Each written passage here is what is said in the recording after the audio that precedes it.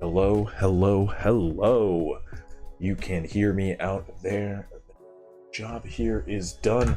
Let's go ahead and kill some of the music and get our show started this evening. Welcome, welcome, welcome to yet another session of Jokes, Tales, and Critical Fails here at crispy underscore VDL.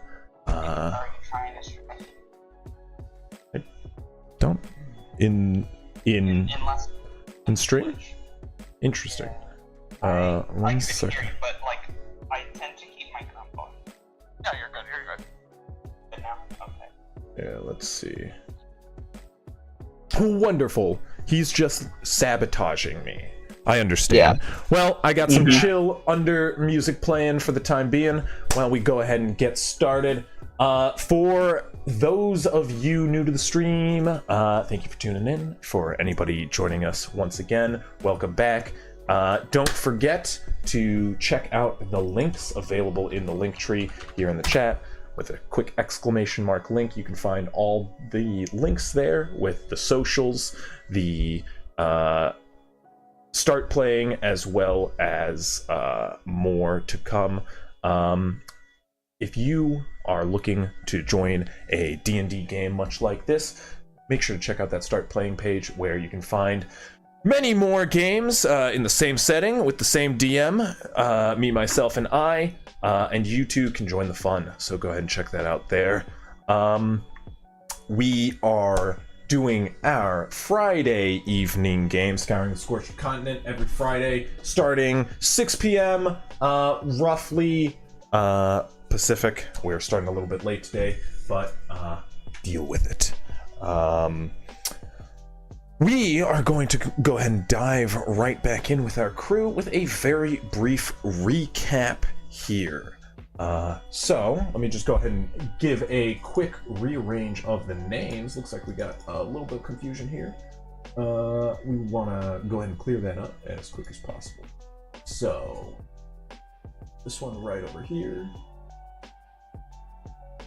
Ignacio, our resident warlock and Yuan T pureblood. And we lost him as soon as they were mentioned. Wonderful. If I name someone else off, are they also going to vanish? Or because Grin, let me just go ahead and move you over to the side of the screen there. Our resident Owlin friend and artificer. B45, the Leet Speak King and Warforged fighter of our crew. Let's go ahead and move Oberon. Sorry, this is not Oberon. This is Grin. I moved Hoffs into the wrong place, and Grin into Hoffs. Third in the roster, our human wizard friend, and then last but not Oberon, big old Urson beast folk, right there, with his eaten, flippin' monk self. Wonderful. Let me just go ahead and transition so everybody's arranged where they belong. Voila, like magic, and we can go ahead and get started. Thank you for bearing with me. Let's dive into the show. So let's go ahead and fade out some music here. Well, we start some ambient noise. What else is present in these oh so unforgiving deserts but some good old-fashioned desert winds? So let's get those winds a-blowing. Yeah, hear them gusting about all violent like, casting sand up into the sky, as well as your eyes as you march your way through the flats of Mirhan and the ever so treacherous desert and dunes which make up the journey. As our heroes go ahead and venture off into these unknown territories, we're also gonna play a little bit of gentle music.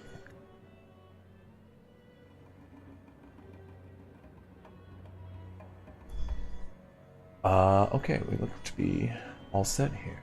Well, we rejoin our party as they venture out on the roads east of their last destination, Agressa, a town left almost entirely in ruin, not by their own doing, of course. After saving the residents of Agressa from the attack from planes beyond, our heroes have taken on a task of heading eastward to the town of Tabari, as well as the Tabar River itself. The party has ventured off under the employ of the Red Empire and the General Mahmoud serving under it. You were given a cart, camels, as well as fare to make your way to the town of Jaffrey along the road. However, only a few days into your journey, you found yourselves robbed at a nearby oasis. Tricked and drugged, many of you, by a band led by a man named Eldon, or a halfling named Eldon Smoothhands. You all, many of you, awoken with your belongings taken. And as the culprits ventured eastward along the road, they traveled through the night to gain distance upon you in the time. You all, stripped of your belongings with nothing but half a week's ration amongst you all, you decided, and only a weapon to defend yourself, you've decided to continue your journey east, venturing back into the sands, unforgiving that they are, and over the dunes toward Jaffrey, where you hope to meet Eldon in the near future as you make pace behind him and his caravan in hopes of one day catching up. As you have traveled a few days now into the journey, you have made camp twice. 2 unforgiving days and even worse nights. You have switched up your process and have begun sleeping through the evenings more and more as the unforgiving sun flares on overhead. Sleeping through most of the heat of the morning, you awaken and begin your journey late into the day.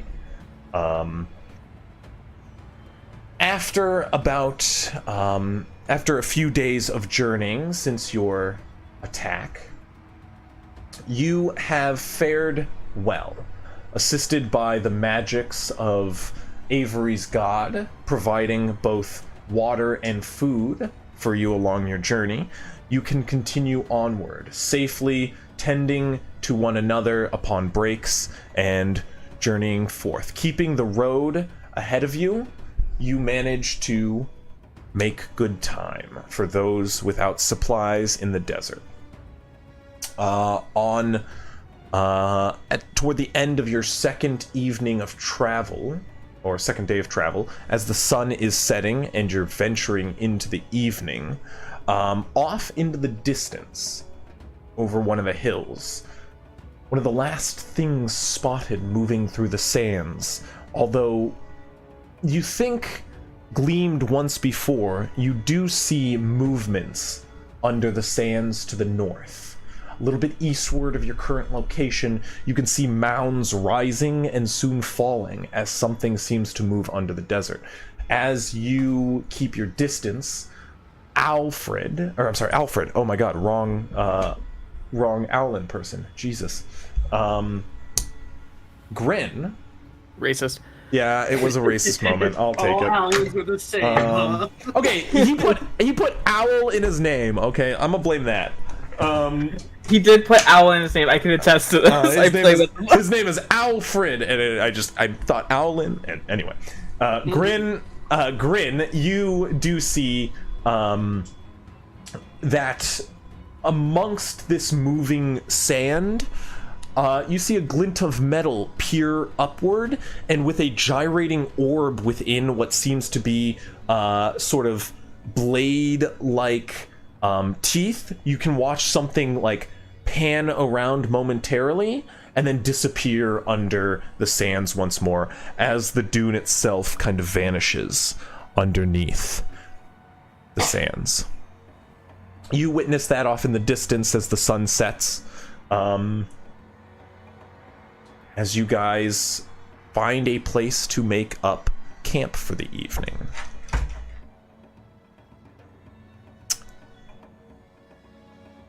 What are you guys doing? It's a graboid. I don't know what a graboid is. I feel like I should. Oh, it's trimmers. Oh, yes, okay, I do. Yeah. I Quick on forgot they're called graboids. Where did you see graboids at? Idris said it's a graboid. This thing is like, oh, the Earth's rising. That's a graboid. Yeah. No question. 100% one of the things from Tremors. No, I'm just kidding. It seemed to be metal from what you could see. Hey guys, there's something in the sand. It's not a problem right now, but it could be in the future. Do you know what it may be? Or did you get a good look at it? I got like an okay look at it. It's metal. It's got like these sharp ass metal teeth. It's got like this weird like moving orb in its what I can only assume to be its mouth if it has a mouth. Which I guess if it has teeth, it has a mouth. But It had like what you saw. It seemed to like come up on like a thin, spindly neck almost for a moment, and sort of that like looked around out of the sand and then disappeared. With the description, could I do a check to see if I know what it's talking about? Sure. Are submarines a thing? Not a common thing. Okay, is it something that our character would know? I feel like my character would know this. Maybe. Like you understand the concept of something submerging under. Go ahead and make a history check. Anyone who wants to, sure. Sure. Okay, I'm gonna take advantage of that. We're gonna take 1d8 of that. Because Hey, we're gonna can I guide myself in that history check? Ooh, my dice are not going to work properly. Can you guide yourself in that history check? I have the cantrip, that is why I ask. You, if you would, yeah. Yeah. Fix Okay. dice for. How would you rationalize that? How would I rationalize that? Fair enough. I mean, this sounds like...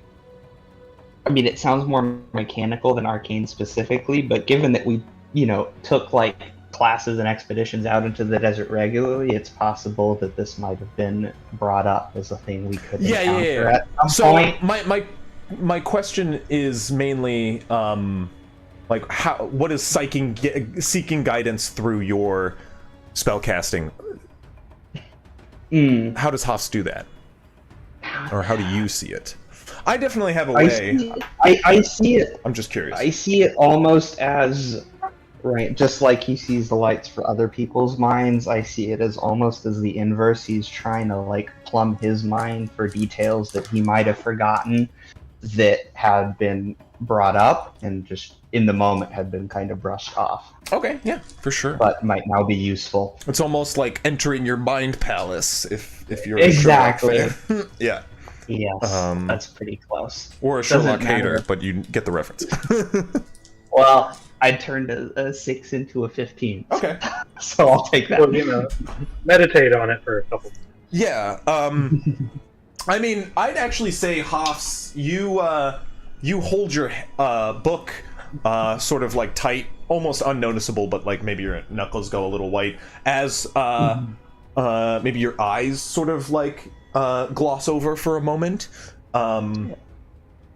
as there is like some sort of momentary sign of spellcasting there with the internal thought. What I will say though is, Grin, you start taking like a more rational sense of this. Like, yeah, there's a world of possibilities. You could probably start pinning up ideas for something that could, burrow through sand, if you really put your mind to it.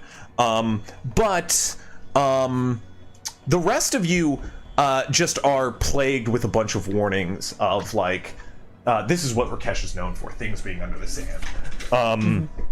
There's actually a world beneath the surface of this continent.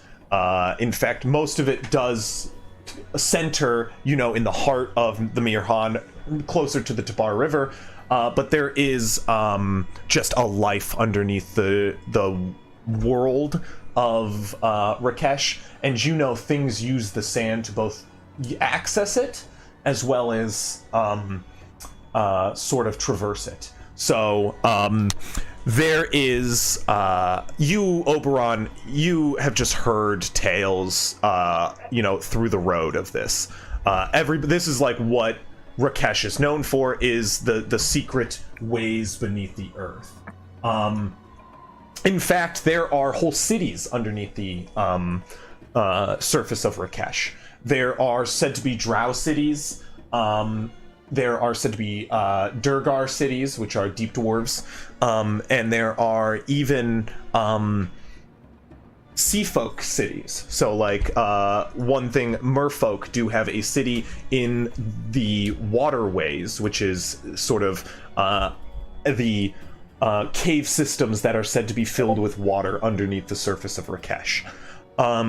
Those, along with some of the tunnels beneath the waterways, are accessible by many things in Rakesh, and also things live in tunnels underneath the sand. So, as much as would you know what this is? No, but it could be a multitude of things. A multitude of things. So there's things that live under the sand. So that could be somebody traveling. We might be able to catch a ride. If it's metal. Frankly, I don't think we should put our trust in others right now. You also do know that in the same right, there's also the Red Empire is the oldest continent. So as the sands blow, they bury things from the past. So if it's not buried from age past, it is burrowing itself. It could be either, but this one seems to be something burrowing. Rather than being buried. Could be both, but this thing is very much moving. You guys watch it go, though. It very much vanishes out of sight, and you don't see it rise again after that last one, Grin. You pointed out to your friends, and most of you see one of the dunes disappear as it goes. Is there rocks anywhere? What's that? Are there any big boulders around anywhere? There is one jagged sort of small, almost a mesa even that is nearby that you could run to. But Ignacio? Yeah, I was gonna say, before you do that, is there with this thing burrowing around in this area, there's obviously no plants or any animals around it, right? No. Yeah. Plants in the desert? You wish. No, there are no plants around. You guys are just on the edge of some wasteland, flatland, and some dunes. So yeah, there are no greenery. I don't know if we want to try to attack this thing. I don't think that's smart. For one thing, we're sort of. If the trail's in the sand, and that's some hard dirt over there, it might not be able to break through the hard dirt. I mean, I feel like if we can go around it, that would be. Oh, it is. It's not heading in your direction. It is very much caught in movement by Grin. Grin saw it off in the distance, but you guys did feel some tremors coming from that direction as Grin peered. It's not coming towards you. It doesn't seem to be a risk, and you guys can probably make camp safe knowing it's in the area. But you do spot whatever it is moving through the sand. We gotta find a way around it. I mean, you don't need to find a way around it, is 100% what I'm saying. It's currently moving away, and okay. it's not a risk. Yeah. Okay. Is what he's saying. If we just leave it alone, then it'll go away. Yeah, it does not seem to spot you. Spotted it. It does not seem to have spotted you. Okay. Um. Cool. Then camping is probably the best idea. Yeah. So if somebody wants to give me a survival check for the evening, that is how we can make camp and see if you make camp safely. Whoever's got the best I survival. forget. I got Does this plus have two. to be? Avery Sure, go will on. guide whoever wants. I'll I do mean- it. Okay. So take a D4. Oof. Oof. Sure, on your dice are cool. Oof, indeed. Okay. Well, I just like that. Camping on rugs tonight, buddy. folks. Yeah, you guys find like some you guys find some like arid like spiky rocks which kind of dig out of the dune side and just kind of jut out, which makes some solid land for you to sleep on for the evening, and you guys can make camp. I perch over everyone. Yeah. On the highest track. Definitely, you can do that, no problem. Yeah, you guys make camp for the evening as the sun is fully set now, as you guys find this like rocky section to make camp. You guys begin to set up camp, and if you want to do anything during this evening, let me know. Otherwise, we can just do a series of watches in the evening. I would like to start trying to work on that spell we talked about earlier. Basically, what amounted to that? What was the elephant people locks it on? Right, you remember this? We talked about it. Yeah, we did. Yeah. One second. Gotta find those DMs that talks about homebrew spells. I do. Yeah. Don't think we actually messaged it. No. Because I don't see it. Well, if I remember correctly, it was changing it's not even a spell you have access to yet, right? Like a level. No, because it was basically that Loxodon had like an ability that allowed him to do the thing. It was sort of like the inverse Silvery Barbs. It was like, oh, somebody failed. Can they reroll, please? Yes. The Oh no, but you have access to second level. Yeah, because your pack magic is second level right now. Okay. Yes. Okay. What I will say is you would be looking at probably, I would say, a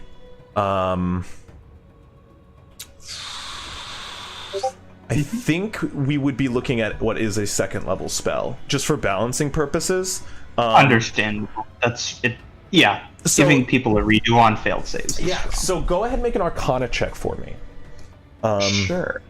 Straight Arcana. Huh? Rolled. Oh, that's a 3. Turns to a 9, but still a 3. Do you have the spell Silvery Bar? Yeah. You start. I do. You start like. You spend the evening starting to like work through your book. And sort of the arcane equations you have scribbled in there for your Silvery Barb spell, and you try to rework it and reformulize it, and just sort of experiment with it. Go ahead, roll just a flat d20 for me. Sure. 14. You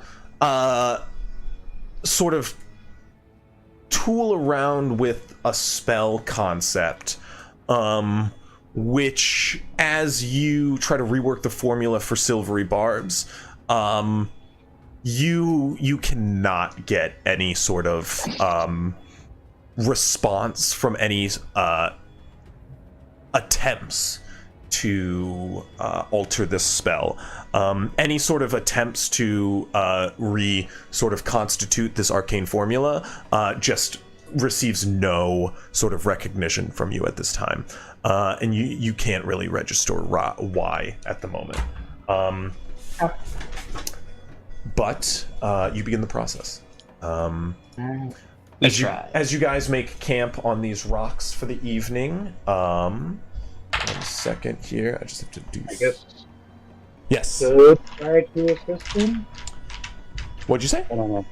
I mean, it sounded like you were making something less of the spell versus like just innate arcana. I'm sorry. I didn't catch that. Yeah, you're coming in a little unclear. So. I was going to say just helping him with that. You actually do have proficiency in Arcana. Staying and working on it. What is? Yeah, you can. I mean, yeah, you can 100% assist him if you would like. Would you take help on this, Hoffs?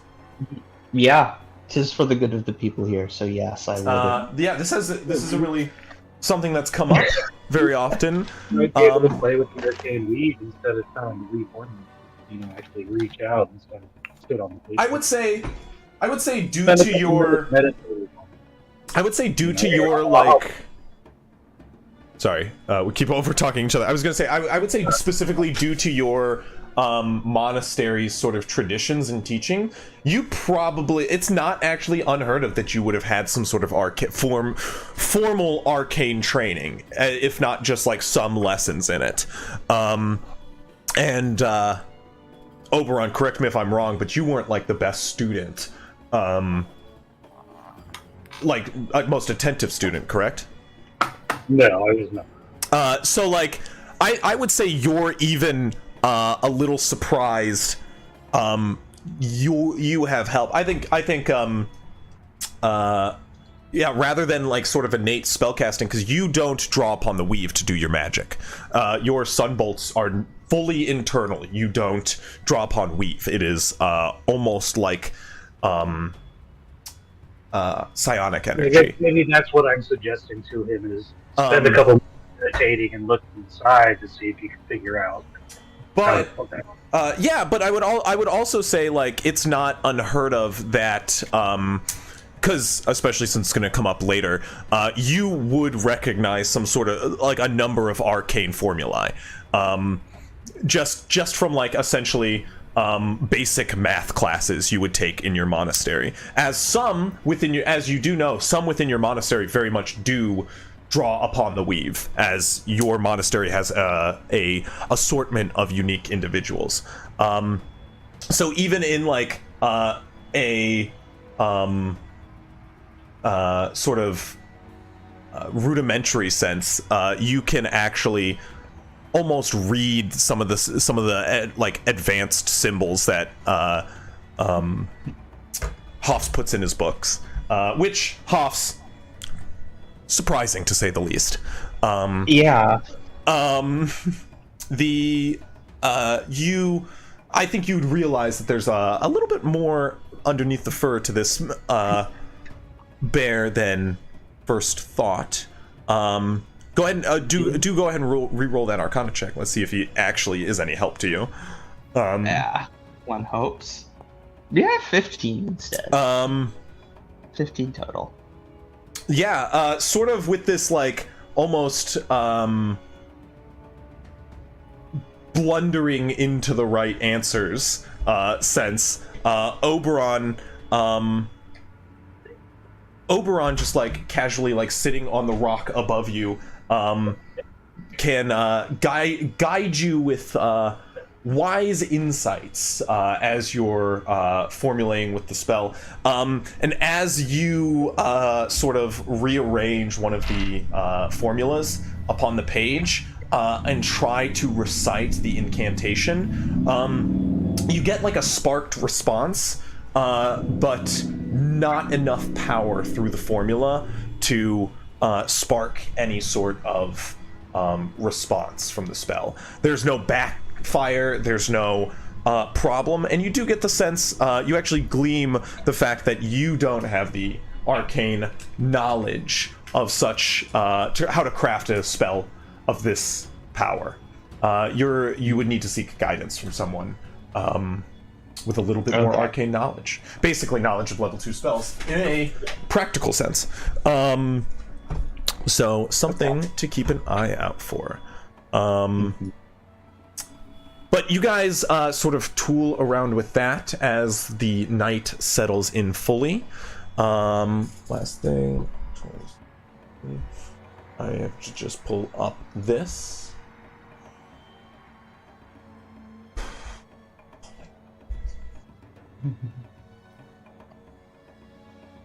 So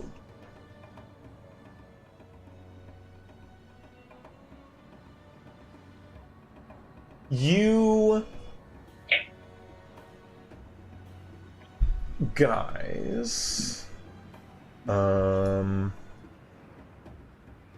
as you're making camp, you kind of set up under these like windswept rocks which give you shelter in the night, and many of you can like set up any tents that you would have safely underneath as you make a small campfire and what you need. Let's go ahead and get some perception checks as the evening approaches, unless you want to do anything else. I would actually like to ask Ignacio and Ren if they can help me train a specific type of fighting now that I don't have my halberd. If they can... What training? I need I'm not y'all... gonna punch you, because that's gonna hurt me. No. I need y'all to shoot around me.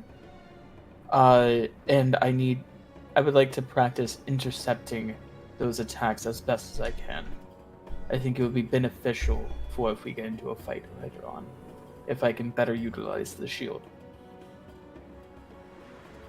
You said to shoot around you? Around me. Because I don't have any range. You can swing as if there's a dummy nearby. Attacking someone, say, near my flank or on my side, if you have that. I can shoot you. It's better to just get my reaction speed on par. Okay. Okay, everybody shoot Bastion, I guess. Yeah, essentially is what I'm about to ask. This is gonna be cool. Eldritch blast him.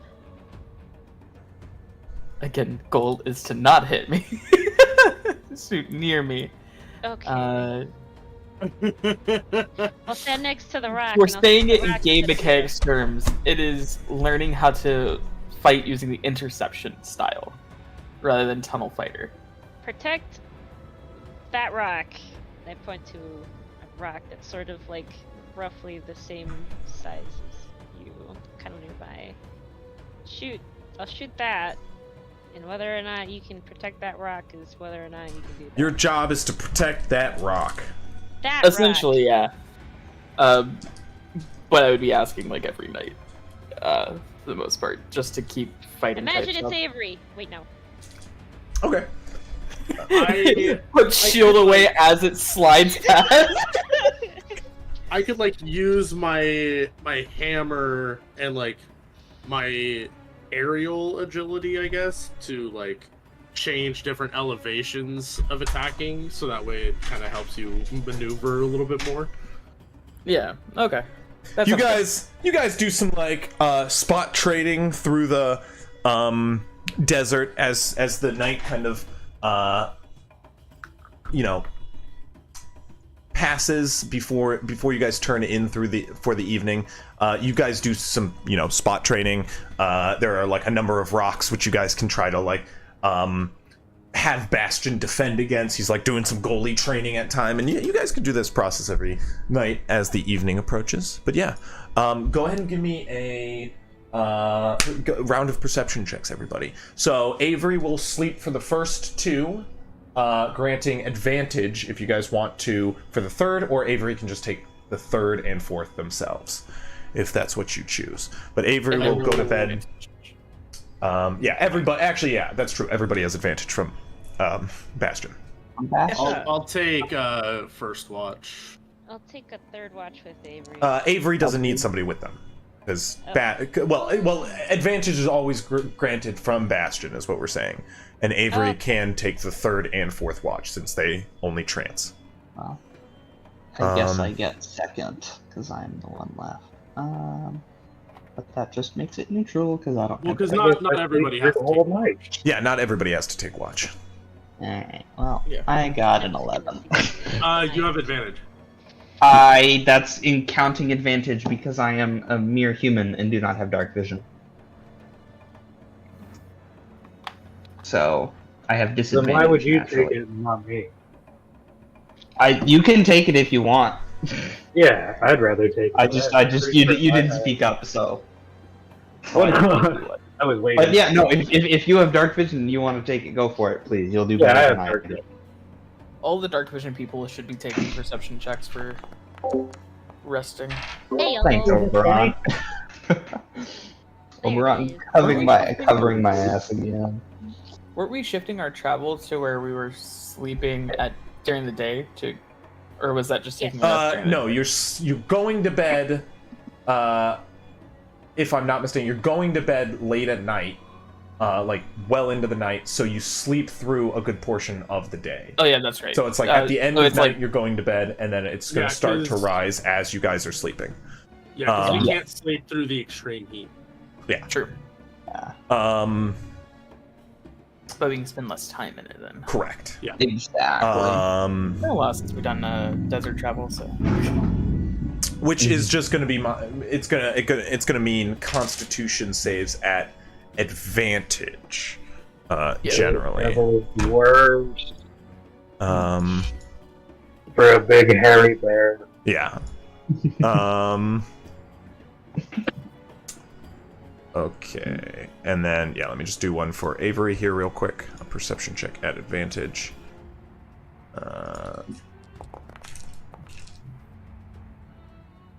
Okay, there we go. You all turn in for the evening. Begin your rests as the sun goes down. You guys make a simple camp. With a minuscule fire pit, to stave off the cold for some of you in the evening, as the winds of the desert sweep through your camp. The night begins to slowly roll on. Hoffs, you slumber. Grin, you take first watch, looking for any movement through the sands. Keeping an eye on the horizon, you do swear to see a dune move at some point off in the distance, but you can't tell if that is your, if that actually is your eyes or your eyes playing tricks on you, especially since the other day you guys did get taken for a fool by a mirage in the desert. Being quickly led astray off the road by that, you quickly found the road again as you return, but it could, of course, have been quite a upset had you lost the road at that point. As you turn in, or as you wake up Oberon to take the second half of the evening, do you point out what you had seen previously, like in the direction you had seen it?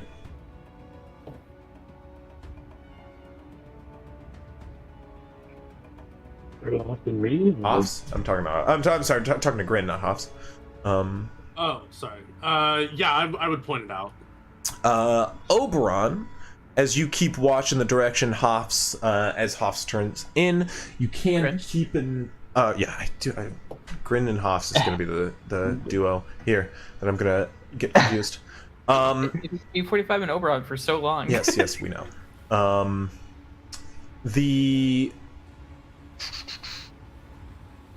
There we go, map tokens. The off toward the east, again, still off in a northern direction, you do as well see a dune move, sort of confirming the mirage that Grin had pointed out. You do still see movement far off in the distance. Your sort of dark vision, especially with the stars overhead, and it is a mostly clear night, does not seem to sort of hinder your sight that much, and you can see far across the dunes a hill slowly lower as it vanishes out of sight. Whatever was there is unclear, but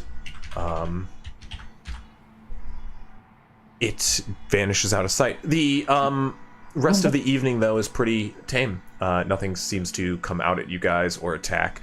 And you turn in and wake up Avery as she comes out of her trance in the latter half of the evening. You turn in, Oberon, as Bastion. You and Avery take the final watch. Avery, keep an eye on that direction. One of those things moving around. You pointed out to Avery as the sun rises and the shift to a new day begins. But as you turn in, Avery kind of sits upon a rock nearby you, Bastion, and you guys just kind of keep an eye out for anything off in the distance. As the night disappears and the morning begins to change the sky to a quaint new sort of orangish hue, it spreads across the sky here as morning comes. You all slumber as Bastion. You hear off in the distance to sort of the southeast of your location a thumping. Distant thumping at first, but it gets ever louder and closer, even begins to shake the ground slightly as you sort of come to an alert mode. Avery looks off in the direction, and it's not a moment too late that he stands up from the rock, points in the direction, and says, "Bastion, we've got company." As you can hear the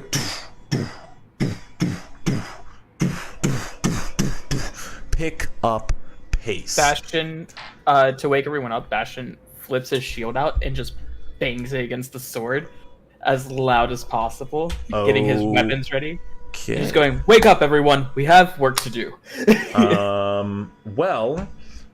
Coming toward you in the night is not a pleasant sight necessarily, as thumping louder and louder comes a large, monstrous form, this big bulbous head, shoulders meaty and wide, tailed by three other large monstrosities. Each of them looming in size. They come running down the cliffs towards you as fast as they can, thumping large feet through the sand and stone as they charge. Ogres, one full and then a number of slightly smaller half ogres come charging through the sands in your direction. You all awaken to a shout, and I need you to roll for initiative for me. Go ahead and place your tokens in your camp here. Alright, I don't know any tokens with vision. I have placed something, but I still can't see anything. Oh, Good. There we go. That is the way it be. Let me make a sunrise for you all. Right. Global illumination, coordinates. Able.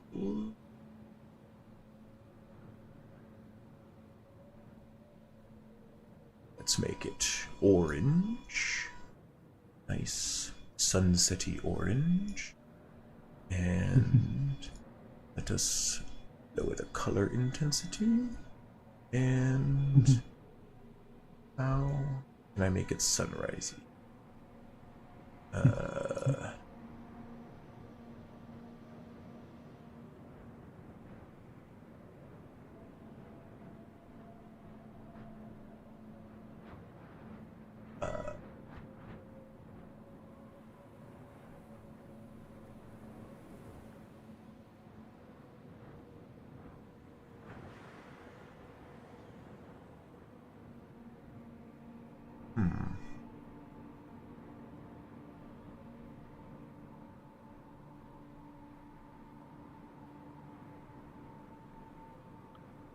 Damn, it doesn't work as well that way. I'm just gonna do it manually. Sunrise.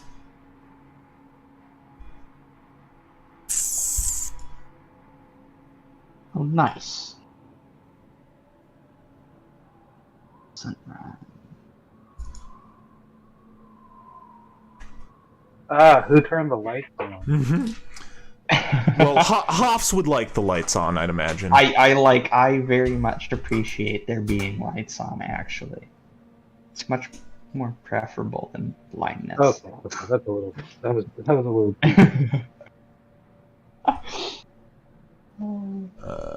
Okay. Let's do this. Move that back there a little. Alright, so.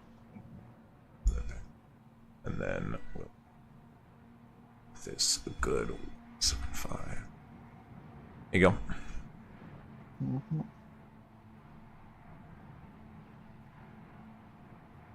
There you go. Now y'all should be able to see a little bit.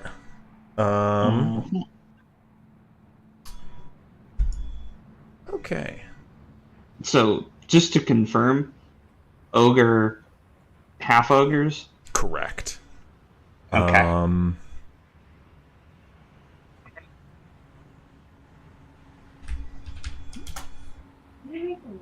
There we go. Is everybody out? We just need Avery.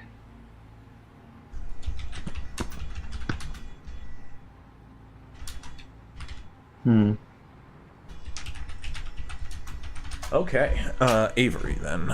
Let's get this out there. And wonderful. So playing a video on our phone, maybe crying. you guys are. I'm just talking about is he weak? I know. I'm talking to you guys. I'm gonna put you all around here real quick. As y'all awaken, oh wait, there's 2 more people I need. Let's go ahead and get our Ferrum and Grissom out here as well. Oh god, we've got to protect people.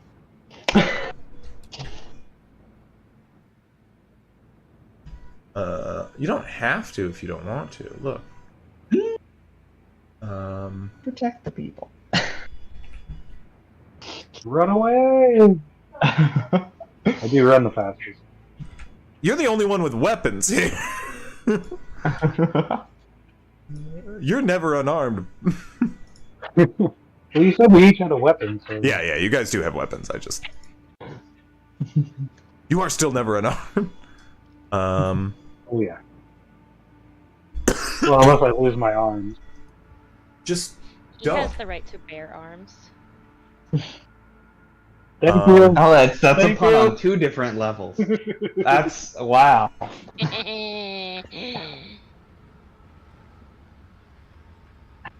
Okay, I just need to transfer over the stream. But yeah, you have Grissom and Ferrum here.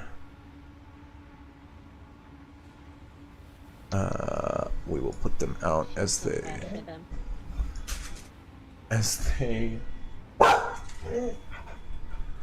emerge from the tent to your alarm, they look wide-eyed toward the storming ogres. So, let's get some initiative rolls. 1 second. There you go. Go ahead and roll. We'll do Roll. this one. Aw, Bailey girl, chill, please.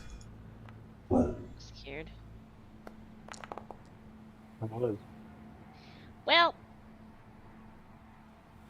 Okay. Sorry, I just noticed that's muted. This is after the long rest completely, correct? No, No? It's interrupted it? correct. Okay. I'm still gonna use one of my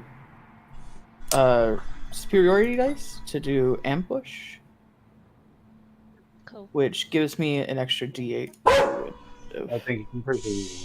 You might go feed him. You want to go in your cage? Do you want to go in your cage? You know where it's at. So a 19 for initiative. Don't tempt me. Nice. Why are they... Gotta go quick. Gotta go. That's what I'm saying. Chill there, Sonic. Hey, we all have the reference. It's all good. What are the chances they beat my AC repeatedly? They're probably using strength. They probably have a lot of strength. Why isn't my... Guys, my keyboard's The not chance working. is never 0. That is Unplug, replug it in. Do you... No. That is not a dumb suggestion. So dumb. Okay, E is working, but F is not. Why? Is there a keyboard over... Up and south. The DM's broken F. Is there a keyboard over here? Wireless keyboard? Are you pressing it somewhere? No? Okay. That's weird. Why is it doing this? There's just some letters that it's not letting me press. Interesting. The middle... No. It's just letting me type here. Interesting. Why is this happening? Okay, hold on. This is a new issue. That's interesting. How old is the keyboard is the question. It's never had an issue before. Okay, let's chill on just assuming the keyboard's busted. Hey, I'm just suggesting things. I'm gonna jump to a refresh of the page first.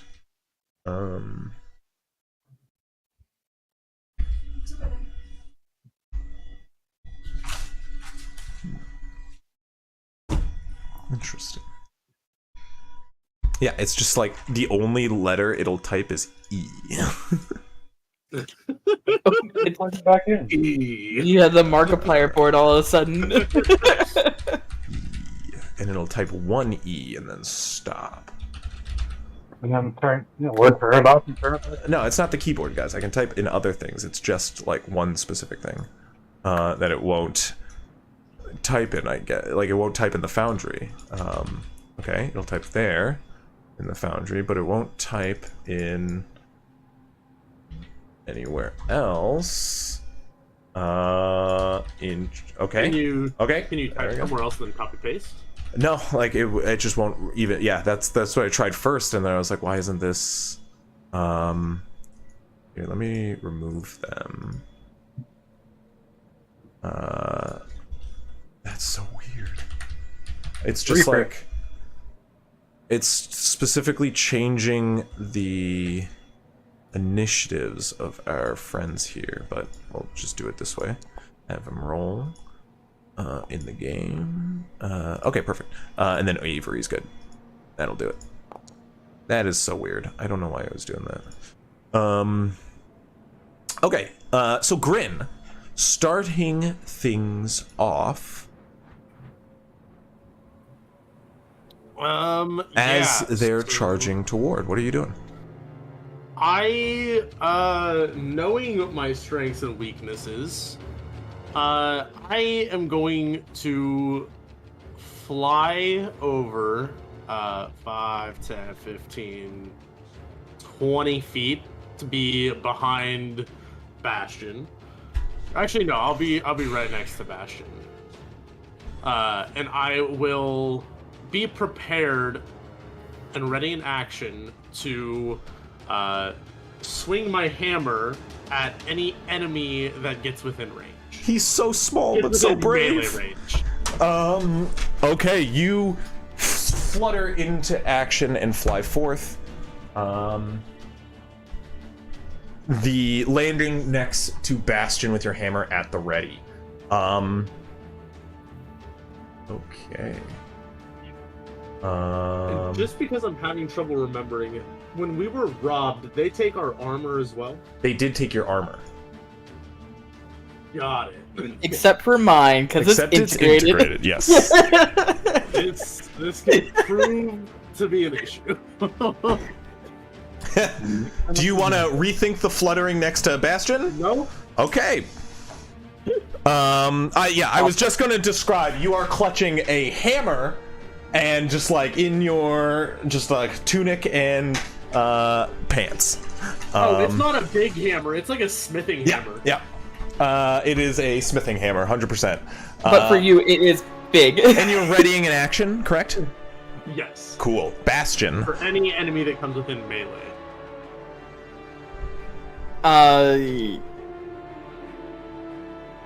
First, I would tell Avery to get back. And then I will move.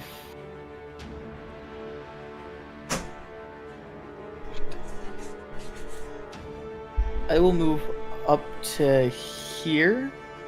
Is there any like large rock I can throw at them? Like improvised weapon throwing? Yeah, definitely. There's like a small stone you're just moved by. Yeah. Yeah. Can I just grab that and chuck it at the closest one? Yeah, make a strength roll. Just a strength attack. That would be with proficiency as well, right? Yeah, it's a rock. So, let's go with athletics. 14 to hit. That'll hit. And then what? One. I mean, it is. It's just yeah, it does a damage. Yeah, so it's 5. No, it just does a damage. It's just a rock. You can't really do much damage with a rock, even without it shattering upon impact. But you do a damage. Hey, it's better than nothing. And immediately it looks at you. Is this against the big one? Yeah, against the big one. Yeah. Immediately it looks at you with anger. You get the sense it's charging toward you now. Awesome. Okay. And I will actually take one more step forward and then tunnel fighter. Okay. You got it. Grissom is gonna emerge from the tent and go, "Ah! Monsters! Quick! Mr. Avery, over here!" And runs to the rocks. The rocks are our salvation! As he dives behind, and hides, or tries to. It goes prone. Damn, that shit came out fast. Grissom runs. The ogre is going to charge towards you. He's going to run forward 40 feet. And does he have reach? He doesn't. Does the ogre have reach? He doesn't. So he's going to throw a javelin at you. Oh, fucking bet. Let's go, 22 hits, but that's fine. I'm taking that javelin next round. I just got me a ranged weapon. 8 points of damage. As you throw a rock at him, he pulls out a big old, sharpened stick over his back and just throws it at you, point blank. I might be a size smaller, but I can use the same size weapons. Avery, yes. Wouldn't? Do you want to change the stream so they can see our fight? Yeah, I will. Sorry, I meant to. But Avery, first off, is going to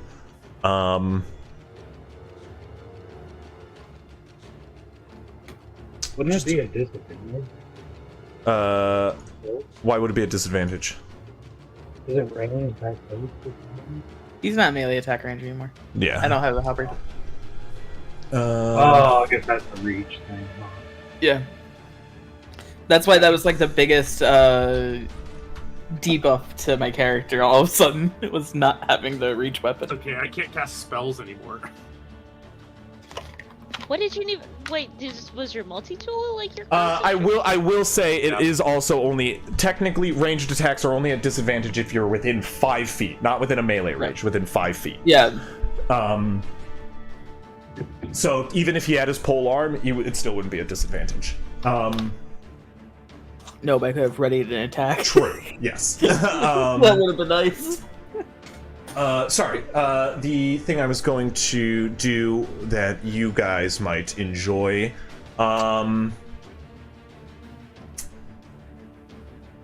Is that overkill, or is now the perfect time for overkill? I mean, we're about to finish a long rest since we're done with this fight. I don't know.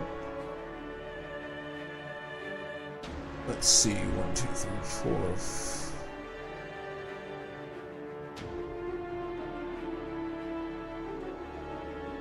4. We are going to do a bless at 3rd level. Oh, fuck From yes! Avery? Oh gosh. From Avery. Wow. Isn't that everyone? Just about? It'll be 5 people, if I'm not mistaken. That's what I was. So we're 6%. Yeah, because it's 3, It's and then 3 I assume plus you 2. add 1 per level. Yeah, so 5. He can buff all of us. So the most important one that they're going to do is themselves. They're going to do Oberon. Also important. Makes a lot of attack rolls. Bastion. Makes a lot of attack Freshly rolls. equipped. Is going to get one. Yeah. Ignacio is going to be Attack Ignacio is not within a good range, but we can move over to get them. Perfect. And Grin. Do Grin. I forgot Avery's a cleric and might have bless. Not gonna lie. Yeah, it's going to be Grin, as Grin is. Yeah, it's gonna be Grin. It should be Grin. As Grin is charged forward, Avery's like, okay, respect. Small, but I'm sorry. seemingly mighty. Small but spicy. I'm sorry, Mike, for immediately ruining your ready to action. True, but who knows? Maybe they'll come within range still. Yeah, maybe a little flank Bastion. It's a ready melee action. It's not a ready spell action, so I'm chilling. Yeah, that's true. So that is his turn. He is just gonna do that and then kind of like tuck around here for safety, using for cover. The ogres now. Half ogres? Half ogres, yep. I just wanted to confirm, because if it was all ogres, I feel like this suddenly became very different. Do I get to tunnel fight with him? You guys the flank? Yes. Did you share Tunnel Fighter? Oh, we shared Tunnel I Fighter. had not. Yeah. There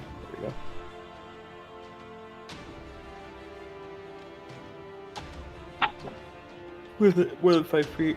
Yep.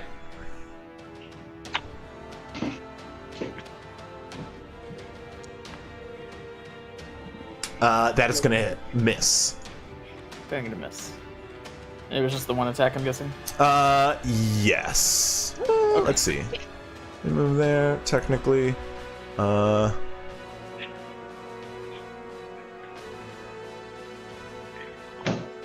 Yeah. And I can't use the versatile on the longsword, correct? If you can, if you don't have a shield. Don't have my shield equipped. Yeah. Got it. Well, that's never gonna happen. The shield is always staying equipped, so I have an over 20 AC. Oh, Oh, I'm sorry. Yours is your arm shield, though. So yes, you can Yeah. use your versatile. Oh, cool. So because I would just be still be Correct. grabbing this. Yeah, that's right. Let's go. So I can use a D10 instead of a. Okay. Sorry. Yes, Hoffs. It is your turn. Oh wait, no, that's only one ogre that moved forward. What am I doing? But that was a dash. No, it's my turn. It's my turn. That was a It's my turn. It's my turn. dash to get there. Do we have any more javelins? Let's see. Please, no more javelin. Any more javelins? God. We do have more javelins, just so we know. Ah. Just to be clear, but this one's going to be at disadvantage at Oberon on the rock. Oh, that was damage. I rolled damage. Well, we're going to count that. If it hits. If it hits. If it hits. It is not going to hit. Okay. Do I have it? Well, you're actually going to watch as another one comes forward and is going to do the same. Disadvantage. Gotta be hit by it. It's just like, okay. Does a 12 hit you? No. You spring awake, probably with like a kip up, I would imagine. You kip up awake on top of the rock, and two like wooden javelins just shatter against the stone. Hoffs, it's your turn. I wish I could have caught him. That's why I was like, you know what, I'll give him another chance and threw another one at you. I thought I either get a hit and he enjoys. We're going to. Alright, I don't think I've used this yet. Okay, I'm gonna cast Cause Fear targeting the ogre. So that's gonna be a wisdom saving throw for them. That's a warlock spell. The DC's a little lower. Go ahead and share it for me. Yeah, because it will also calculate the DC. Also might do a cool effect. You just click on the image next to it. Yep. Yeah, I did. I'm working it out. Gotcha. Is Cause Fear a first level spell? No, it's a second level. It's a first level spell. I didn't know that. Sick. Okay, I'm gonna use a. Yes. That's yeah. I'm gonna use my pack spell slot, so I'm gonna target two creatures, which is gonna be the half ogre nearest as well as the ogre. Let's see if we get some tunnel fighter hits today. But yeah, DC 13 wisdom saving throw. Come on, they can't do that. Why? You only have one reaction, Bastion, just so you know. But tunnel fighter doesn't use reaction. Yeah, it does. You use a reaction to make a melee attack against it. Sentinel.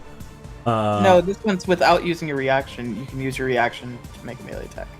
Oh, I hate that wording. That's terrible. Yeah, you can make opportunity attacks without using a reaction. Yes, and yes, this is what we go over every week on Thursday. And you can use your reaction to make a melee attack against a creature that moves. Got it.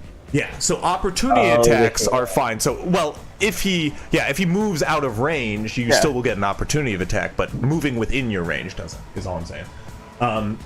Okay. But wisdom saving throws from both of these. So the reason I ask you to share it is because I can just hit this, and if there's any cool effects, let's see. Fail? Okay, nope. I'm gonna burn the spell slot on the silvery barbs there to give him disadvantage. Okay, let's try this one again, shall we? Yeah. 2 spell slots for 1, that's what I like. Aw, shit. Let's fucking go! Worth a shot. Oh well. Okay. So revive with the advantage too. Yeah, who do you give the advantage to? Oh, the advantage is... I'm gonna give it to Bastion, because Bastion's gonna... You got it. Do the most And then half ogre is moving, so roll for attack on him as well. He's not moving. He doesn't move this turn. Okay. And he may not move. He just does not like Hoffs right now. Hoffs, what does your fear look like? Call your cause fear. Well, to other people, it doesn't look like anything. Okay. But to the ogre, it's I'm tapping into his mind to seeing what this ogre specifically is a little scared of, and just trying to like basically warp my appearance for the Well, ogre let's find out. specifically. Let's find a out what little this like ogre that. is afraid of. It is afraid of spiders. Well, I look a bit too spidery right now. Channeling Okay. my inner dragon. House something becomes an like this. arachne. Yeah. You watch as you guys don't watch anything, but the ogre just sees spindly like spider legs start to emerge behind Haas as he like lifts up into the air. Ignacio, it is your turn. Unless Shame also anything be else. terrified. Yes, thank you. Anything else, Hoffs? Is that the end of your turn? That is the end of my turn. Just to clarify, that's frightened. Yes. Just for other players to know. Which one's friend? Yeah, The I one- marked it. I marked it. Sorry. I should say I have put the what defines the frightened condition in the chat. so that Okay, gotcha. I see. players can see exactly what that means. But yes. Oh, Yeah. thank you.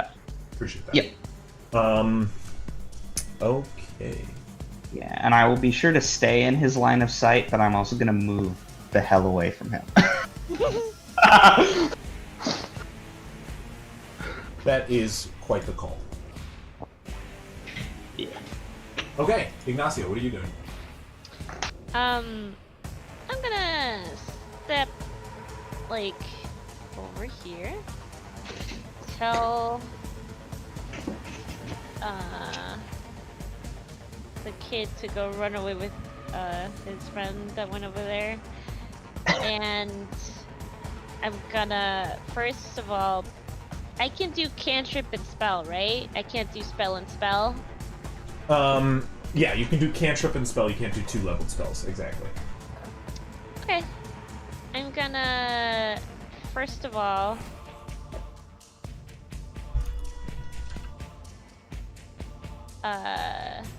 put hex on this guy. Wait, no, just putting. Okay, cool. So hitting it or putting a hex on the frightened one won't make Get rid it of so that frightened, they. no. No. Okay, good. Wanted to He's make sure getting of that. debuffed out the ass right now. Okay, cool. So yeah, I hex him. And then I blast him. So I just started blasting. Okay. Go ahead and roll 2 Yeah. attacks. Yes, I do. Each of these have a D4 to hit. Just keep in mind, because you're blessed.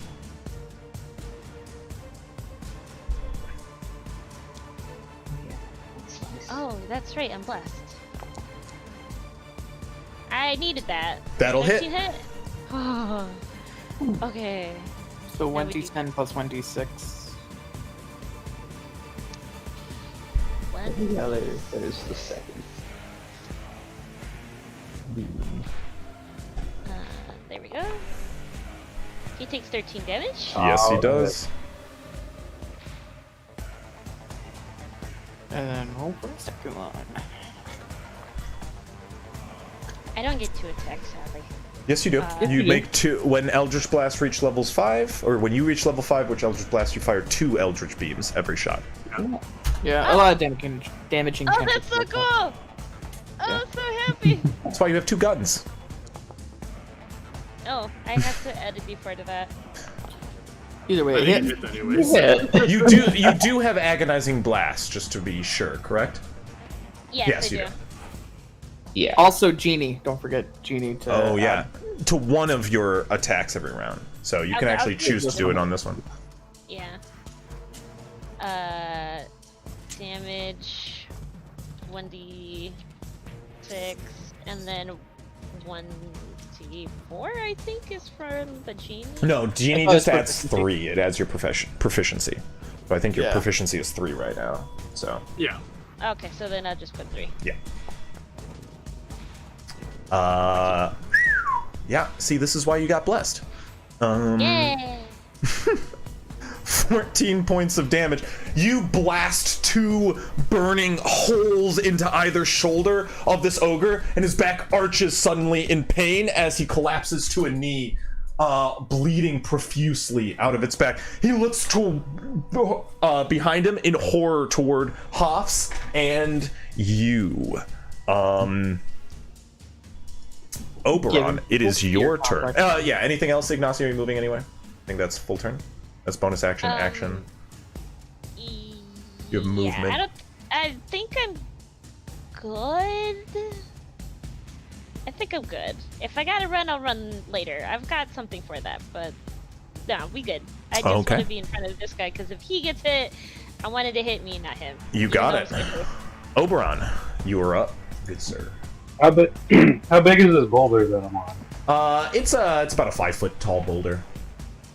Oh, man. Are these what, like 10 feet, 15 feet away? Yeah, there's like a 10 foot, just over 12 foot gap, Yeah. maybe. Would I be able to run and jump on him? With an athletics check, or yeah, with an athletics Using up my check. movement, obviously. Yeah. Not all of it. Not all of it.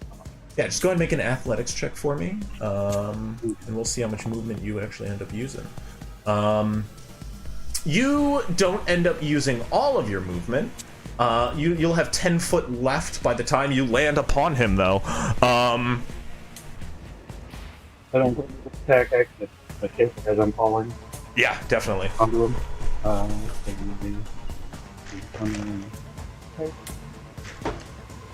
Do I have advantage? You know what? You do. Because of flanking. That'll hit.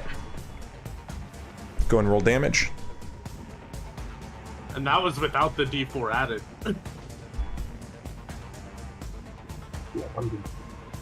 Yeah, he's like, I don't even need the D4.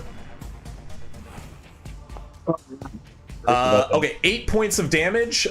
Before, as you leap up and the two javelins slam against the boulder, you take a few steps back to the edge of the boulder and leap with springing steps through the air, flipping and coming down, grabbing the back of his neck and slamming your fist into the jaw upon a swing. You land on your feet as you drop this ogre with a punch, this half ogre.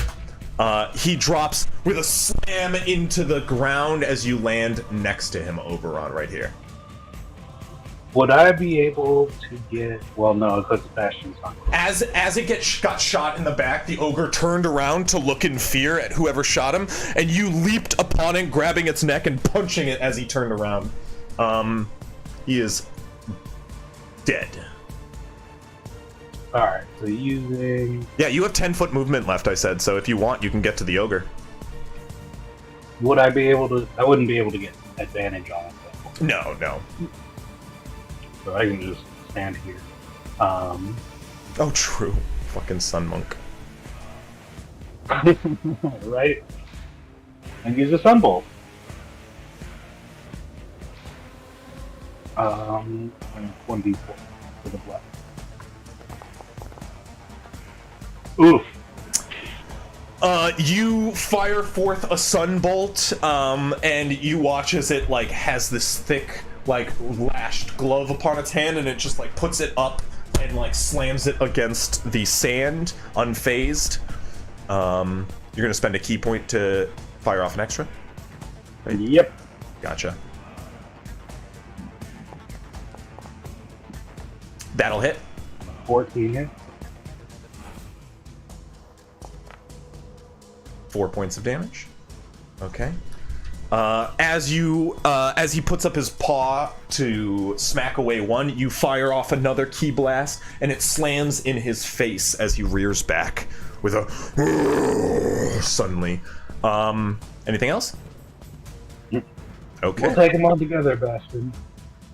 Very nice. Maybe just take a step wide. Okay. Is this a tree or a bush? It's just a bush. It's like a prickly bush. Kind of step wide to see if we can get the ogre. Okay. Farum is going to follow his brother.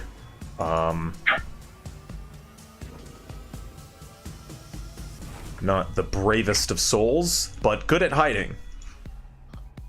That's all we need them for right now. Just to hide. It's all good. Corinne, it is your turn. Shit. Hey, does anybody have any thieves' tools? All of our tools were stolen. I have a sword. Shit, that doesn't help. Avery does. I believe they hid theirs, and they still. Let me double check. They sent me a list of things. Yeah, I know. There's 2 people that have them. Yeah, I'm pretty sure Avery. These two. If I remember These tools are correctly, used mine as a Regular. spell focus for artificers. Let me just double Same as check. tinkering tools. Yeah, she Avery goes like around the corner, sticks out her thieves' tools. His. God, I keep doing that. I'm sorry. I'm looking at a picture of Avery, and I get her vibes immediately too. And I think of Eggy, and I'm always I thrown know. off. I have a picture of Avery, and I'm like, God, like open in front of me, and I'm like, I still just see. I just see. I'll be honest. Part of me still sees Sayri even. What do you mean the half elves look the same? Yeah. Damn, that's kind of racist. The elves. No, they're full elves. Anyway, Grin. Yeah, he does pull out some thieves' tools and like wave them about around the rock. I will fly over. Is it an action to grab them? No, they'll have them ready for you. Okay. It'll take their reaction, I will say. Okay. So that's 10 feet, and then I'll move over here for good measure, because I just realized that I can also use thieves' tools to cast my spells.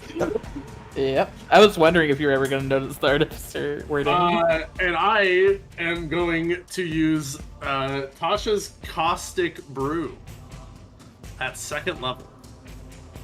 Okay.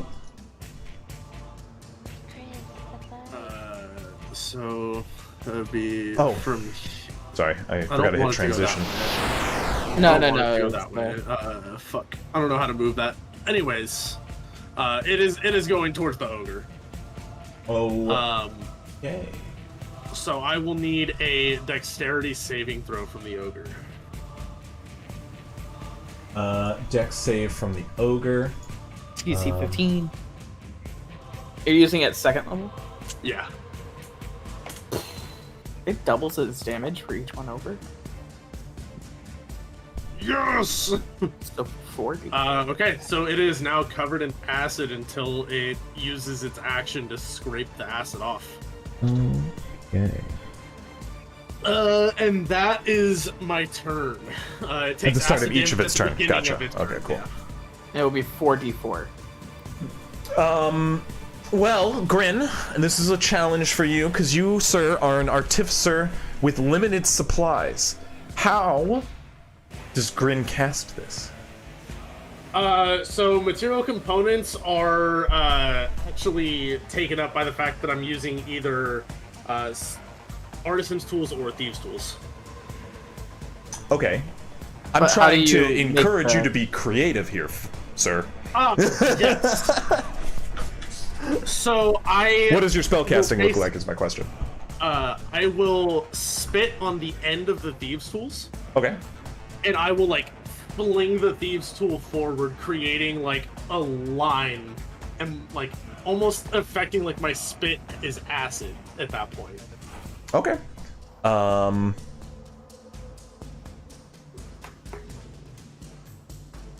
You got it. Let me go ahead and mark this ogre with something fitting. There is something for this. Let me see. No. No. I've got better. We can do better. Oh. There we go. Corroding. There it is. Diseased. That'll look it. That's fine. You have now made him radioactive. Okay, at the start of his turn, he will suffer from that, which I think is coming up anyway. So, you watch as the line of just like, sort of liquid shines suddenly as it changes to a vile green and wraps around the ogre like a lasso. And then seeping across its body. Bastion, it is your turn. Can I utilize the javelin that was thrown at me? Like taking it out and just chucking it at the far one across? I'm sorry, say that again? The half ogre? The javelin that was thrown at me from the ogre. What Can I use that and throw it at this half ogre? Make a strength check for me. Oh fuck yeah. It can be athletics. I'll allow it. Does that go with bless as well? I forget. No. No. Attack rolls and saving throws. Yes, you can remove the javelin from your form. Pulled out. So first attack, just taking like one step out so that we can get a better view, You got and it. then throwing the javelin. I actually have a javelin thing in here if I remember correctly. No, I have trident. I think it does the same though. 1d6 piercing. Javelin should be 1d6, yeah. And then this is at disadvantage. Okay. Was 1d4.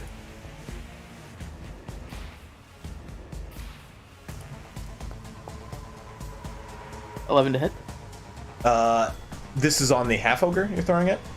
This one. This one? That'll miss. Just barely. Damn. Well, that's fine. And then second attack, step Okay. forward to actually swing my sword.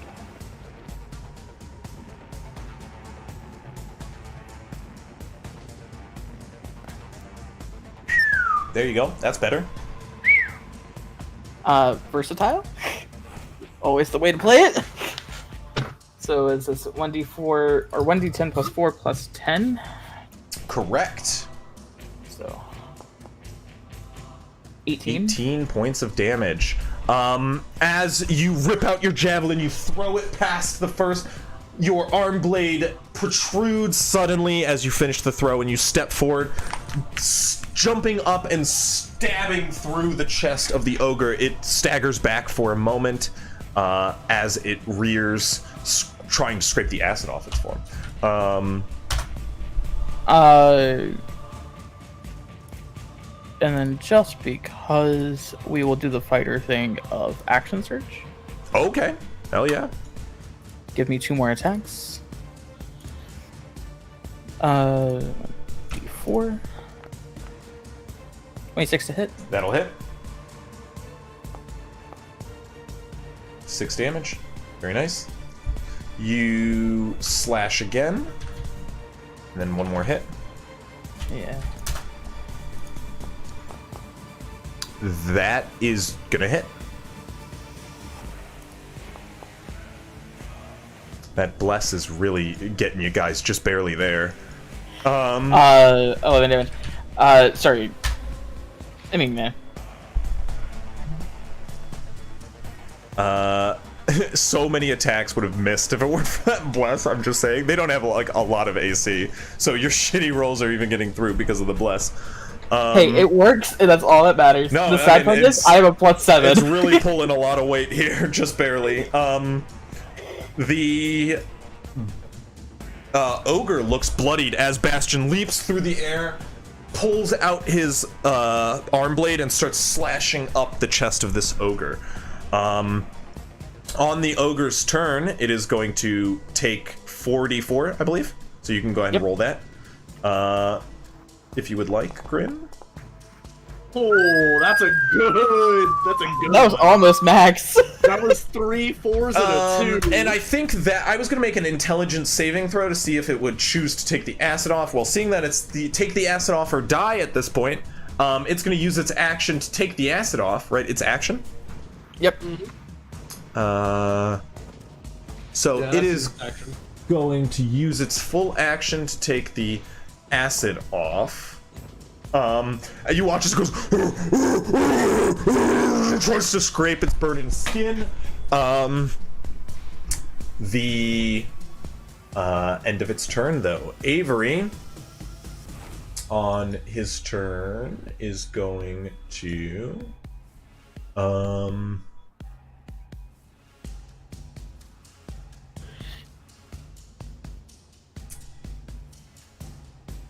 let's see, Avery.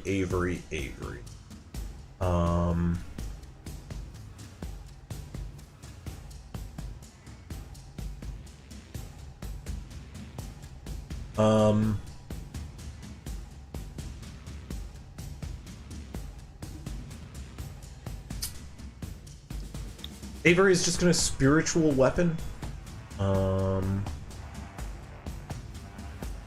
As a bonus action, is going to spiritual weapon the ogre. Actually, what's the range on spiritual weapon? Let me double check there. 60 feet. 60 feet. No, Avery's gonna stay back, but is still gonna spiritual weapon one of the far ones.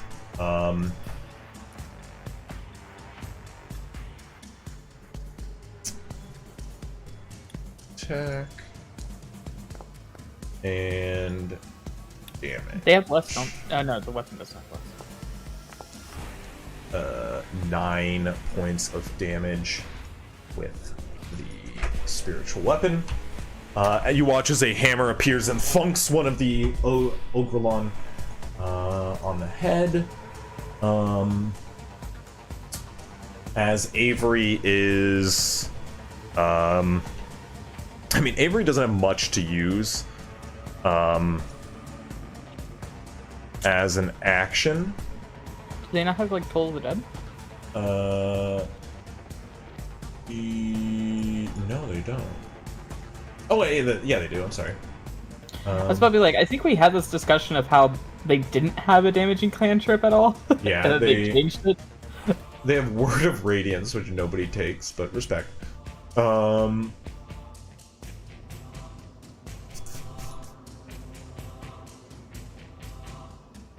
DC, Wisdom save. It's gonna fail, and it's gonna take 7 points of damage. As Avery, you hear the thunk of the hammer on the half ogre's head, and Avery's pendant out behind the rock. You guys hear a boom, dong.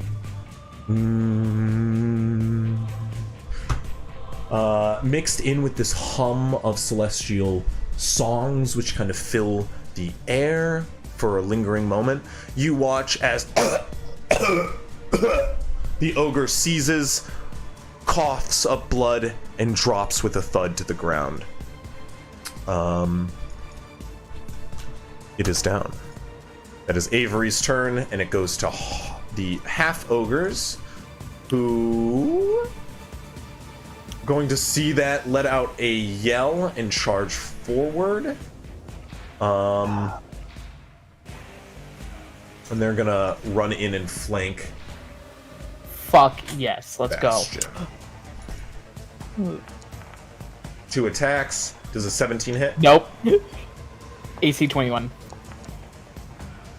That'll Damn. hit. That will definitely hit. You're gonna take 19 points of damage. Well, that's literally half my health points right now. As they run in, they slam large battle axes down upon your form. And that will be their turn. Hoffs, what are you doing?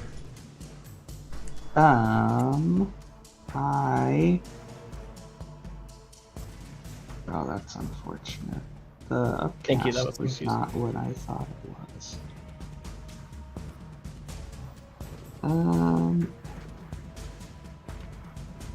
So have either of these been one? This one has been hit. Yes, What? Okay.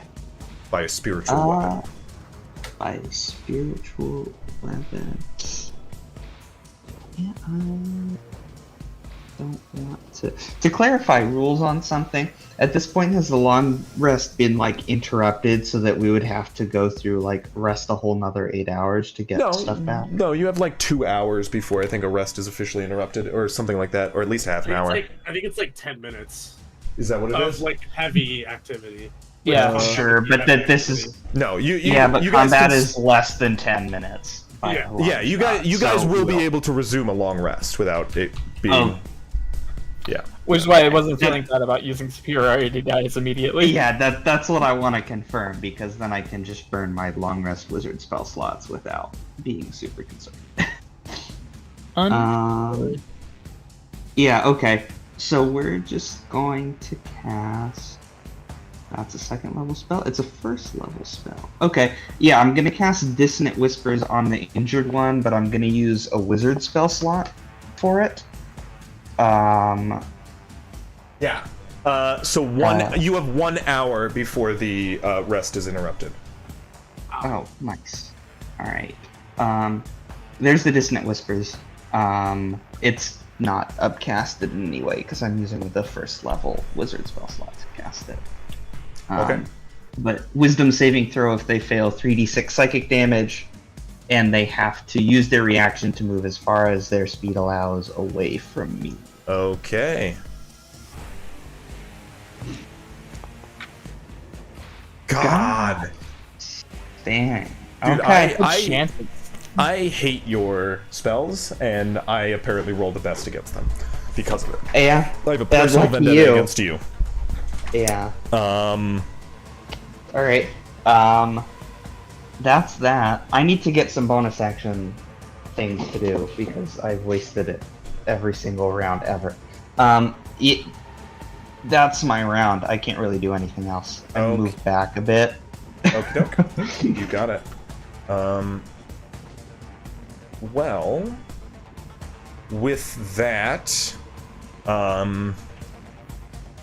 Hoff's turn. Ignacio. Yes. It is my turn. And the big one's out, so we're good. I'll step over here so I can get a better shot, and then I'm gonna hit the one that's kind of close to this edge here. My ping doesn't work. The one above behind- Bastion? Yeah, the one above Bastion. Okay, the one above Bastion. What are you doing to it? Well, first I have to move the hex. Correct. So bonus action move hex. Yeah, Bonus bonus action? action move hex. So when I hit this guy, it Yep. hurts.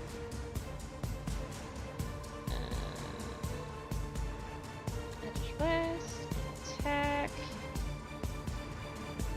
Still blessed, so I get a D4. And hit. That'll hit. Yes. Yeah. And that's when. Make sure to decide which one you want to add the fire to. Well, I didn't crit with this one. Do I have to say which one I hit it, which one I use the genie hit with before I roll the dice, or after I roll the attack dice? Before you roll the damage is all that matters. The fire, Genie's fire is not going to be affected by the crit. Okay. Because it's only on dice that are rolled does a crit really matter. Increase, yeah. And the proficiency bonus, it just adds your proficiency bonus, meaning no dice are rolled. Okay. So, just choose I'll first add or it on second. Yeah, I'll add it on the next one. Okay, yeah. So this is just a D8, D4 plus 4. Or D10 plus... Sorry, D10 plus Plus 6. D6 plus 4.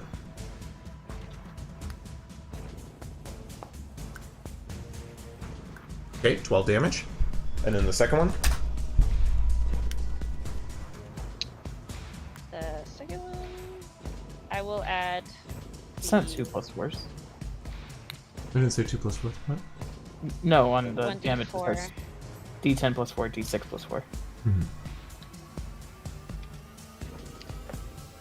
Oh, there was 2 plus 4s added. I see. So it's 11 damage if they were doing the fire, but yeah, they weren't intending. They said they weren't intending to do the fire, so I don't. It should just be 8 damage. Mhm. Okay, go ahead and roll the second attack, Soggy.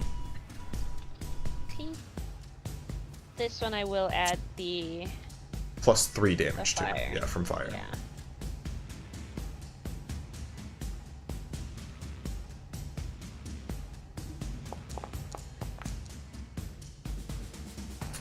14 points. You need to roll to hit first. Oh. Whoops. So Eldritch Blast is 2 beams that fire simultaneously. So when you're casting Eldritch Blast, you choose 2 and you roll them right away. So it's not one after another, they're happening at the same time. So if you're choosing 2 different, you have to make sure to be choosing them in the moment. Yeah. And if you say 2 at the same person, you roll them simultaneously. Yeah, 24 will hit, so 14 damage. Okay. You fire off a blast into the back of this creature's skull, and as the hex forms a target upon their back, almost like ink swirling for you to shoot, you watch as it amasses on the back of their head, and bang, they're out in an instant. They're dead. Okay, you have movement if you'd like to move anywhere. Otherwise, it's Oberon's turn.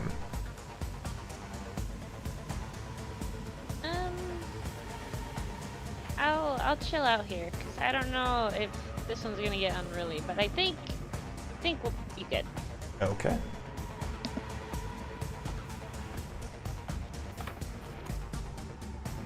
You will have advantage. You're muted if you're saying anything. I don't know if you're just going through the motions. Either way, I'm with you. Hold plus a D4 for bless. Yep. Does That a 14 hit? A 14 will hit. 6 points of damage. Okay, very nice.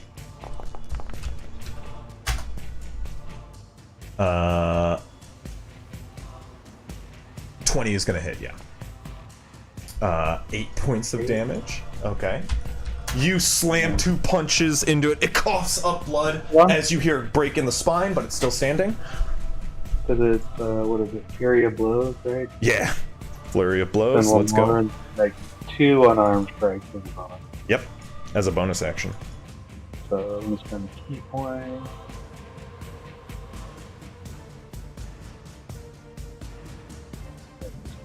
Okay.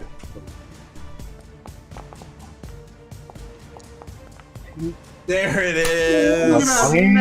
We'll do. End it the right way. That's how we do it. 9 damage. And then D6 plus 3. And one more. Let's go. And that last one is plus an additional 6, so that's an additional 14 damage to him.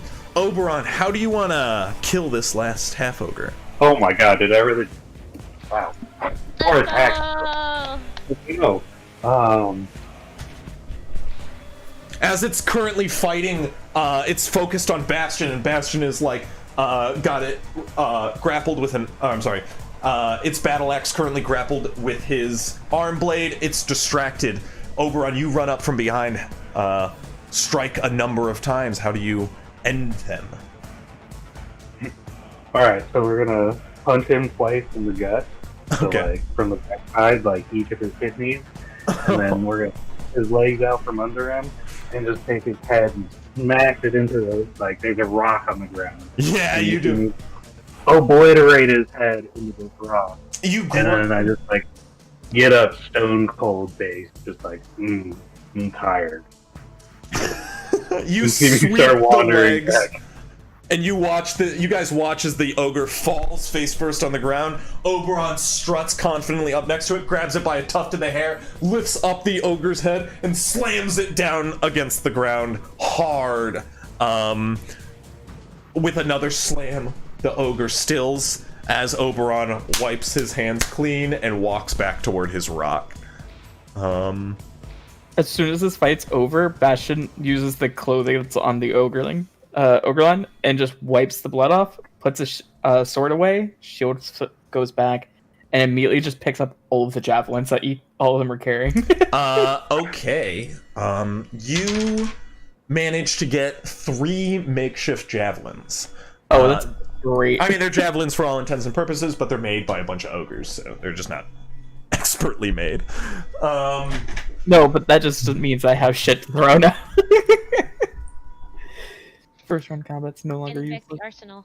You guys leave a bunch of bloody ogre bodies in your wake. Can I move them away from camp within the I was hour? about to say, yeah. You can like push them down this hill and pile them at the bottom of the dunes, before becoming too tired. I definitely want to like loot them to see if they have anything about of to say, even magic minor items? value. Definitely. Go ahead and make an investigation check. But real quick, I'm gonna take a break here. We're gonna do a mid-session break as I have to use the bathroom.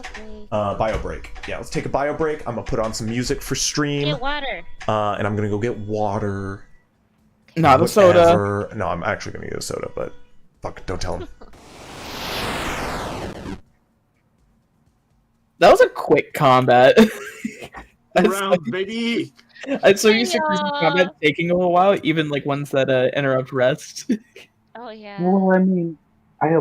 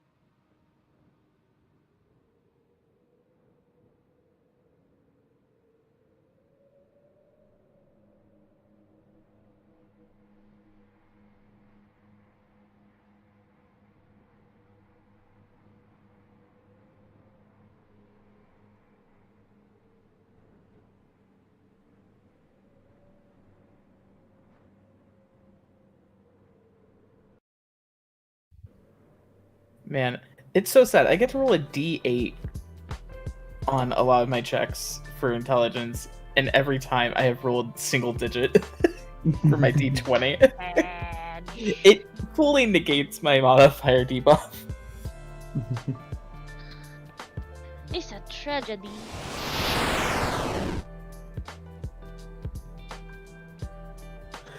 We're all very Vincent. Welcome back. I went back from break. I got the stream music vibing. Let me just rearrange some cams here real quick for the battle cam scene. And we'll go. Good work on that. Murder, everybody. You all murdered super efficiently. You've got a bunch of grieving ogre families, widows. I hope you're proud of yourselves. I am. I'm very proud. It's not our fault. They were just doing their job as ogres. Grunting and running along cliff sides. That's just what they do. You don't even know if they were coming to attack you. You just... we can't be too... You just saw an ogre and started attacking. I blame Bastion. Wow, guys. The year is 881. Come on. I thought we were better than that. 3 of them, right? Yeah.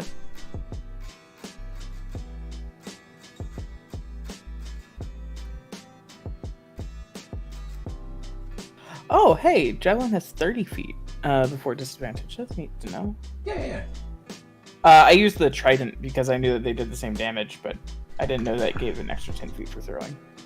Yeah, the only difference is... Actually, javelins can be used underwater, can't they? Yeah. Yeah. I was gonna say, there's no... What do you think a benefit harpoon then. is?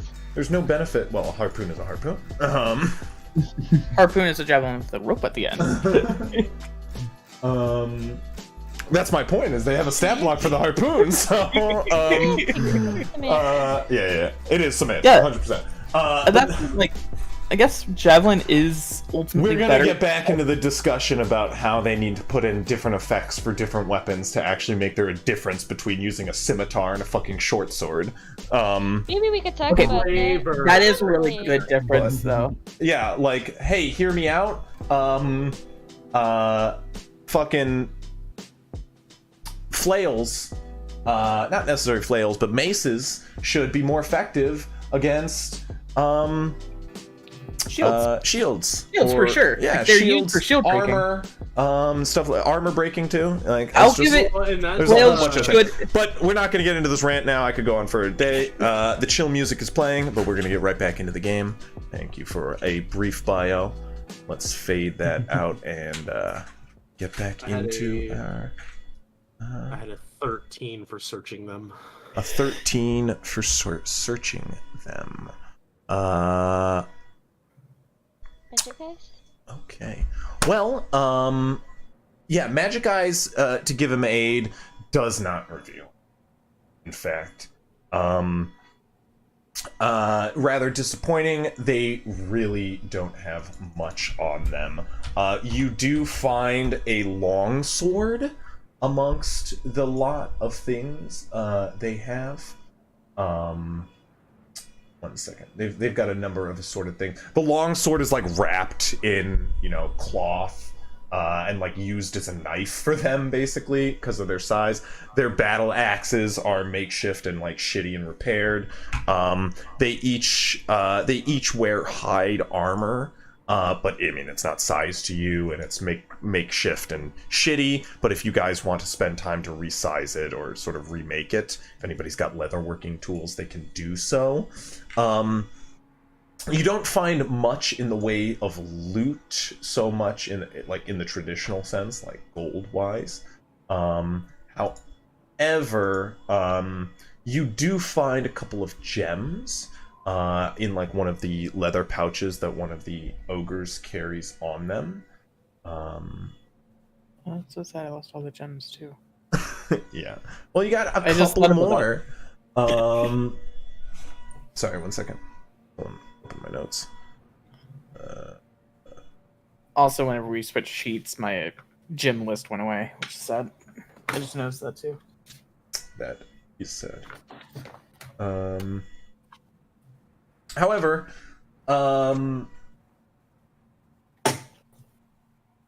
Yeah, you find an amber, a jade, and a garnet. All 3 gems worth 100 gold pieces by themselves. But you just find like an assortment of that, literally in some guck, including like dead goat chunks that sit at the bottom of like a really, really gross bag. You can also find like this carved bone statuette. You can find like a silver ewer used as like a cup. Yeah, you don't really find anything of value amongst their belongings. But yeah, they each have like the javelins, the sort of battle axe, which, I mean, again, not a very flashy weapon, but if you are strong enough to wield it, you may be able to wield it if you so choose. Was that also a battle axe? This is not just a battle axe. It is a very large. It is an oversized battle axe wielded by a half ogre. I mean, I have the You ability could to pull and carry, yeah. you could carry it. Yes. This battle axe.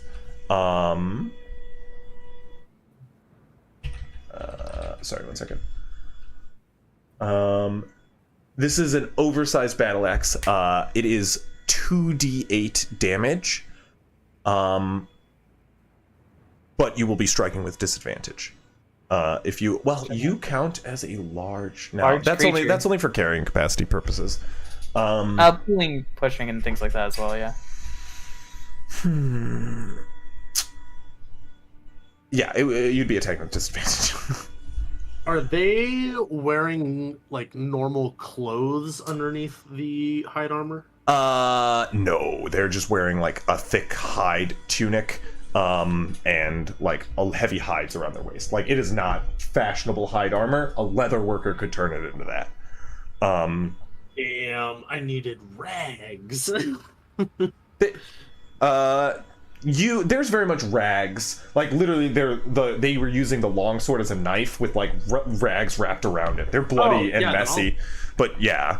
I will take those, and I will also take one of their pouches, and with their pouch, I will use prestidigitation to clean it.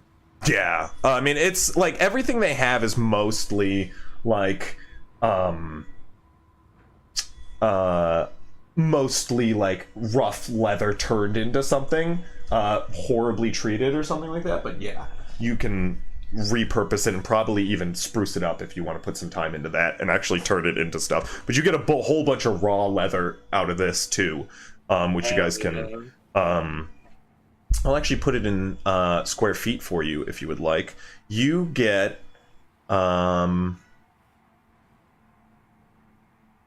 I would say you get roughly 10 square feet of leather. Good job, Grid. In various scraps. Do you want me to carry them for you, Grin? Yes, please. Okay.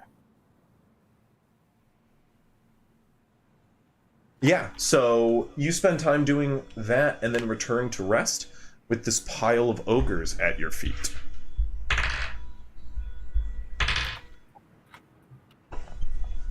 I'm on my way to making a set of smith's tools. I just need tongs, charcoal, and a whetstone now.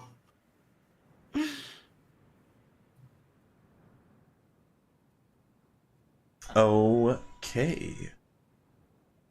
I will go up to Grissom and... Wow, I forgot the other one's name for a second. Farum.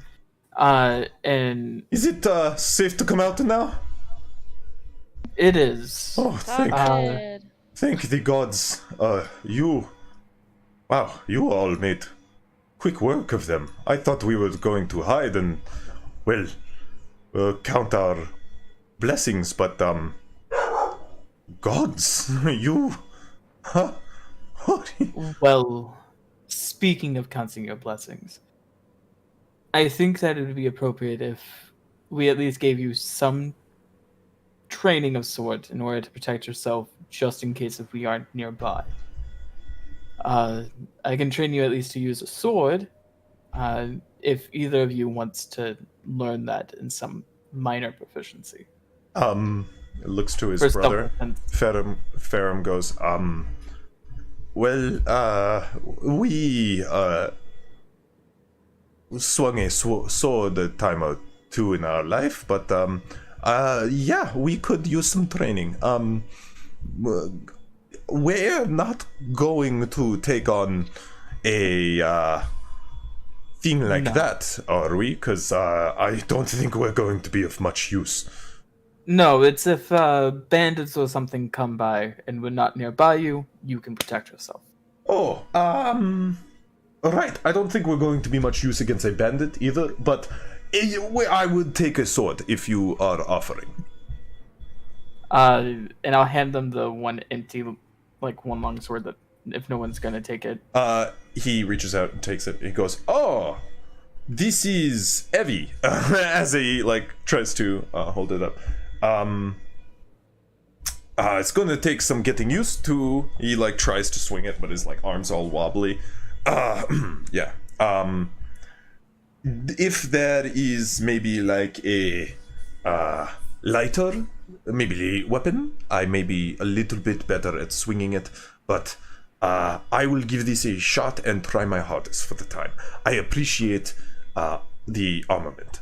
I will feel much safer hiding with it.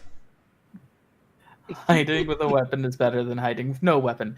Wiser words have never been spoken. I'm happy to see you guys armed and everything, but I can't help but want to ask you guys, you know more about the desert as it is. Maybe I'll ask Haas about it later. But do just groups of huge orcs just sort of hang around and walk around, or be in some sort of area where they like to live? I mean, we are off the road for the time being, and we probably have stumbled into where they're, watching. They may have seen our camp.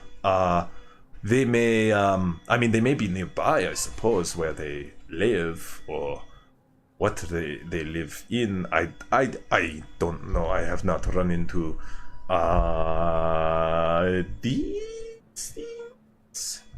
Ogres. Ogres. Yeah, I figure if a couple of them showed up, I can't help but believe that more will show up if they came from somewhere. I Well, agree. There's some sort of encampment for them. I think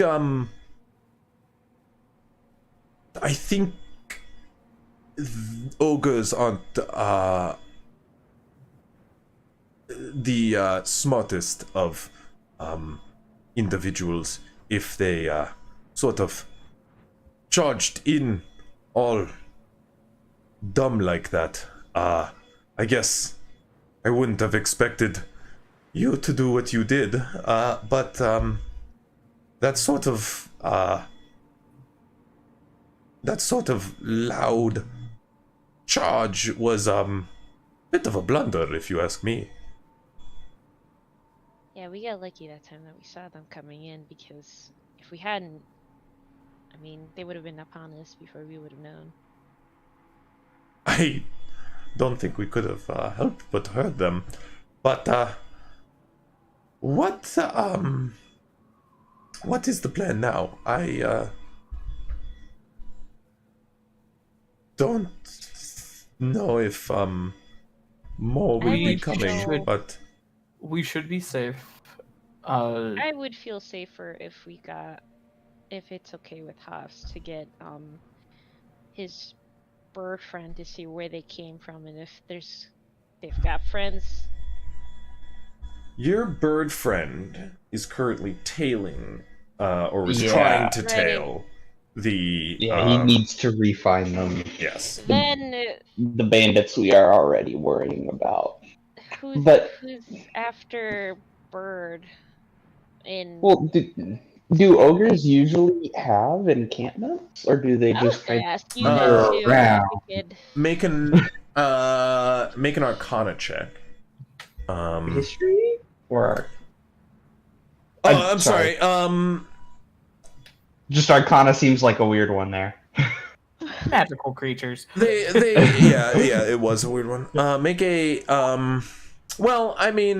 make a history check.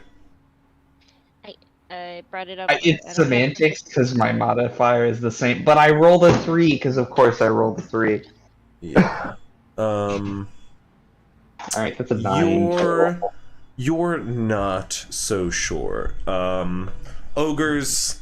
You've met ogres that live in cities, especially half ogres. Usually you've seen them used as beast of burden and slaves before as well. Ogres specifically, less so than half ogres, but either way, you just mostly know them as like individuals, and often sort of meatheads is the common reference. They're just dumb as a bag of rocks. Yep.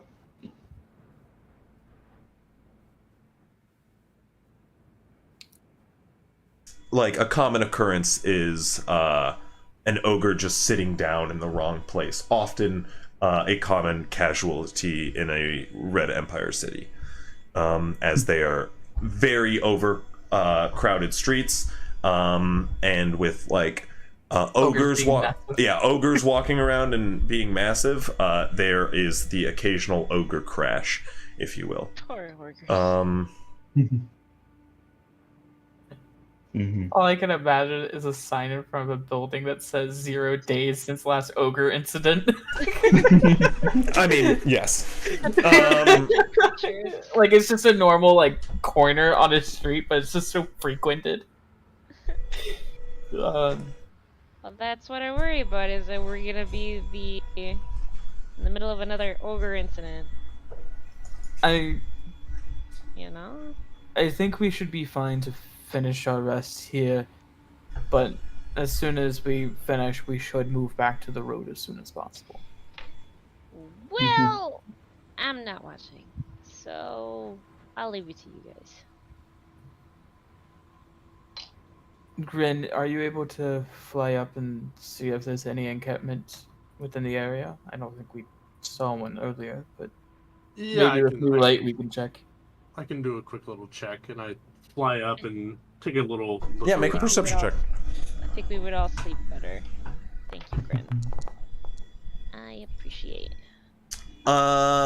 Grin, there's nothing but a like small like mesa, arid like mountain area somewhere off to the south, a little bit east in the direction you're heading. You can assume that maybe where they seek shelter from the sun, if not somewhere along these cliffs that you see protruding out of the mountain, but these lead to that mountain face. So if they would have some sort of shelter or fort, you don't see anything, you just see that mountain really around. Grin, you do, however, see movement in one of the sand dunes just northeast of you. And when I say just northeast, you watch as it descends out of sight as it heads towards you. It just turns into smooth land as it is heading in your group's direction. I go back down to the ground. I'm like, so we may have another problem.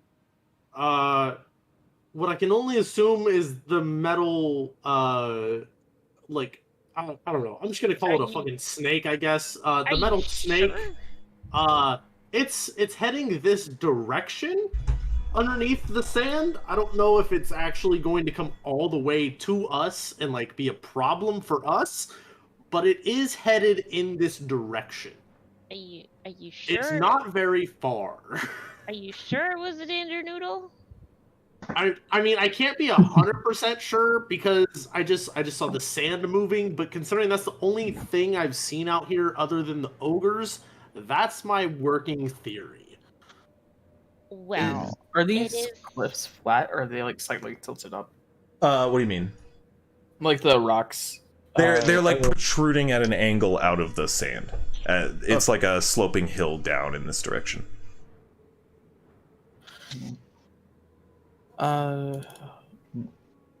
First, I guess I will use second wind, no matter what now, just in case. Also, just out of curiosity, Ferrum, can I see that sword? Ferrum goes, I mean, yes, it was a gift from my friend Bastion here. Yeah. You're going to get it back. I just wanted to kind of examine it real quick. Okay, I've become quite attached to it of late. I want to look at it, and specifically looking at the blade, does it appear to still be fairly sharp, or is it like... It could use some fine-tuning. Okay. Just matter. Bastion, I'm going to take some of this leather back from you for a little bit, and I will spend a little bit of time using the leather to hone the blade, similar to like a leather straw. Yeah, for sure, definitely. I'll hold it taut for you, even so that way it's easier. You can do that. You can also find like a bone dagger in the remains of the ogres. It's like a bone sword, but it could be usable and refined as well while you're at the process. I'll if you do do that that for as the well. other, To give to Uh, Grissom, to that way give to he has a Grissom. weapon. Yes, exactly. Yeah. I just want their weapons to be effective if they do use them. Yeah, definitely. Make a tinkering check for me. Does he get advantage with me helping, like, keep the strap? No. Like, okay. What kind of Try. tinkering check? Are we looking just D20 plus proficiency? Yeah. Okay. Well, and plus intelligence. Okay. You used your mind for this. Outside the box. There you go. 16. Yeah. You spend some time. This would take some time. So, are you going to use this like before you return back to rest for the evening? Yes. Okay. About how far was that dune? Do you want to? I will get as far as I can in like the next half hour doing this, and then finish the rest. Yeah, exactly. Tomorrow night. Well, you can make a perception check yourself to see if you see something. Yeah. Bastion, if you want. Because he saw it vanish.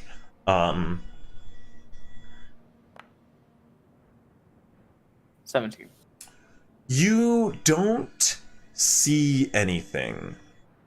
But you do notice on the rocks like a faint hum as some sand moves around. A slight vibration. We should move as soon as possible, in my opinion. Should get out of here. Just in Hopefully find case. some high ground or something.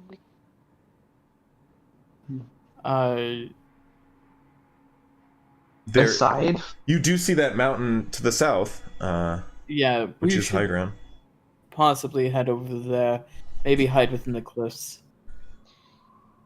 All right. It's as good a place as any. If you Gren, I'll carry you, and you can continue working.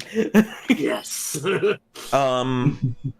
if you guys Start moving. give it me up. a group athletics check, you may be able to get safely up into the cliffs within the next half an hour to resume your rest.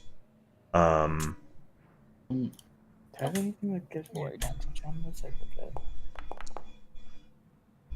I'm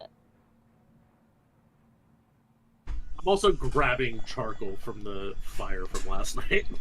Crisp, Yes. what is the minimum I need to hit?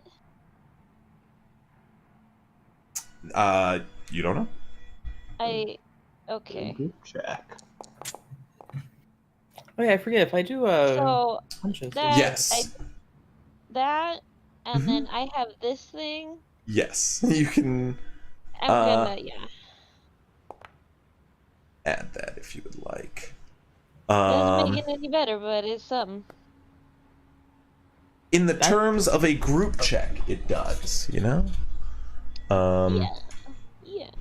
So we've got Hoffs is here Sorry. really stalling. I know him. I know he is. It's an athletics check.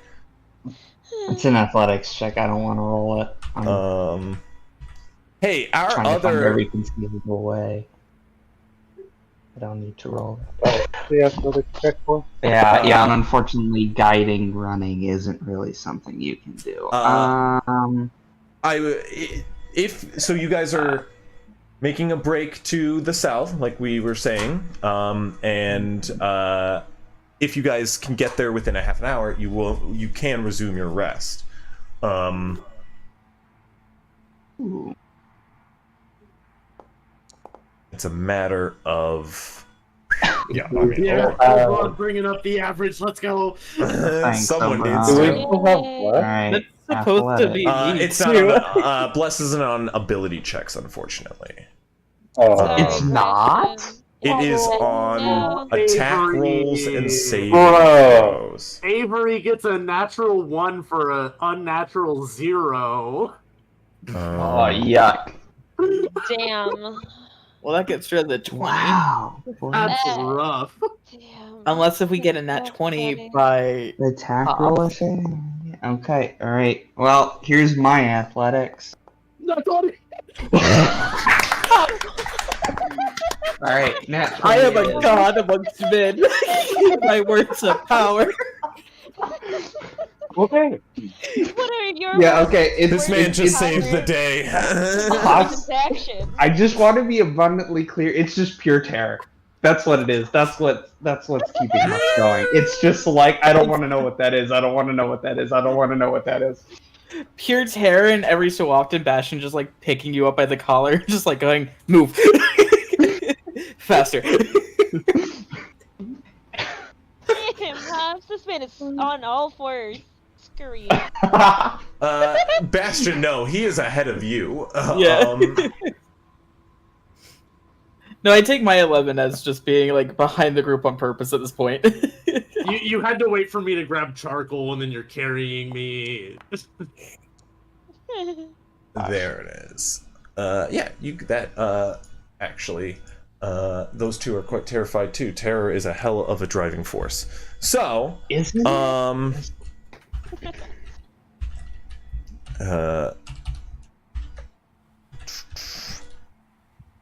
I still love how Oberon is good, significantly higher than the Nat 20 from Hoffs, but let's not talk about that. Not This- significantly. yeah, I have -2 strength and no proficiency, and I wouldn't call 2 significantly. Yeah. I did correct myself. I just love me going, unless Pops gets it. It Well, immediately rolls I got it. I did it for you. No, that's great. Thank you very much. Did I Hey. count someone twice? Even though the nat 20 doesn't get it above a 20, it's still good for. Canceling out Yeah. Avery. Yeah. Canceling out the Yeah. nat 1. Oh yeah, defo. Yeah.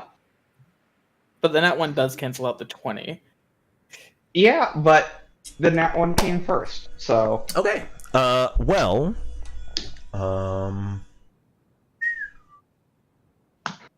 did I do that right? Yeah. Cool. Perfect. You guys got a collective 14. Which it's not bad. Not bad at all. As the cliffs themselves are not far from your location, as you guys take off running, you over the course of the next hour can over the course of the next half an hour, travel a good couple of miles to the foot of the cliff, and as you approach, sort of ahead of the pack, Bastion tailing behind, leading you guys all forward until you guys come to a slow as you approach the slight mesa which makes up these arid hills at the foot of these cliffs. You look up as you run Hoffs, and you are already tracking a path up this cliffside.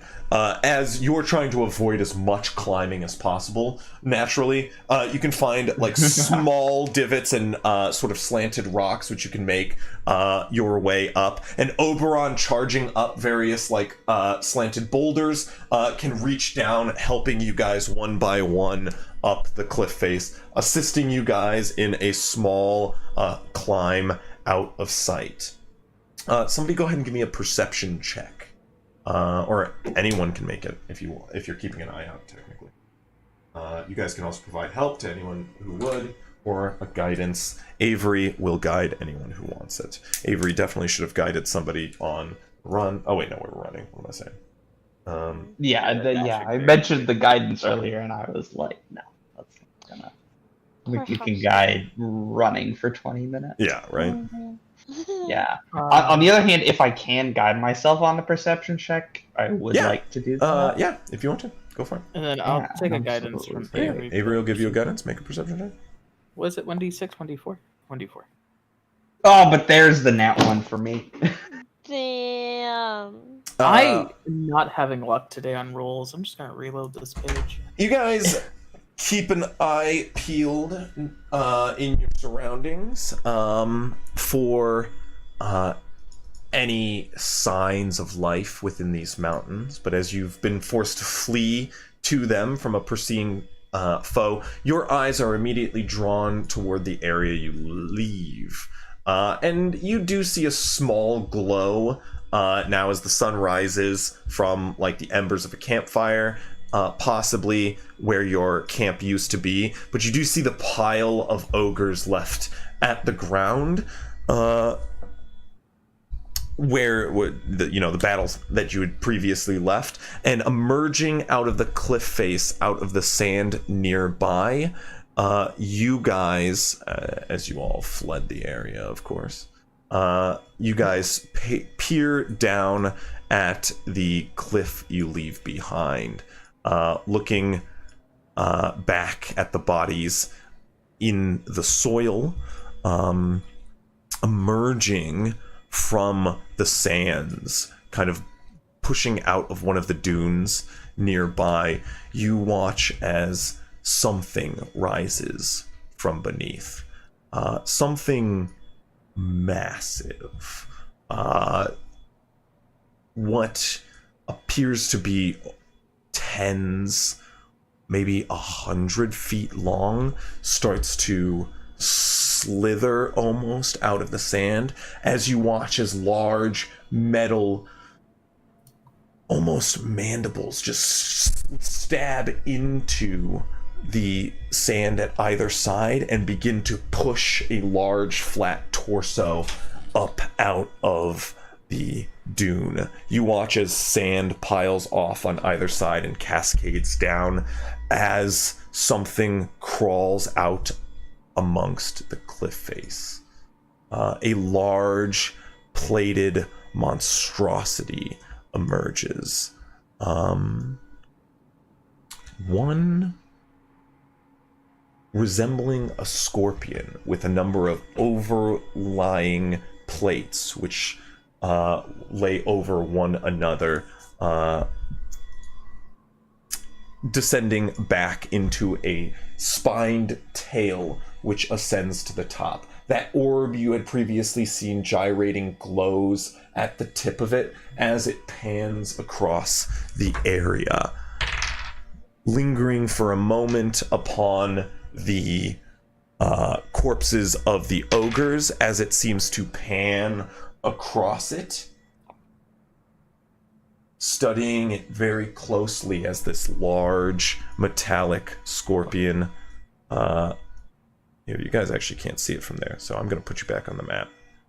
As this large metallic scorpion pans over Imagine if the he just, area. like, went back to sleep and didn't think anything of it.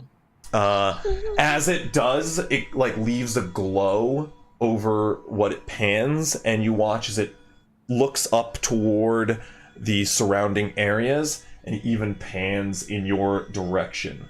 You get a sense it pans over the cliff face and looks toward it, and then down back toward the ogres.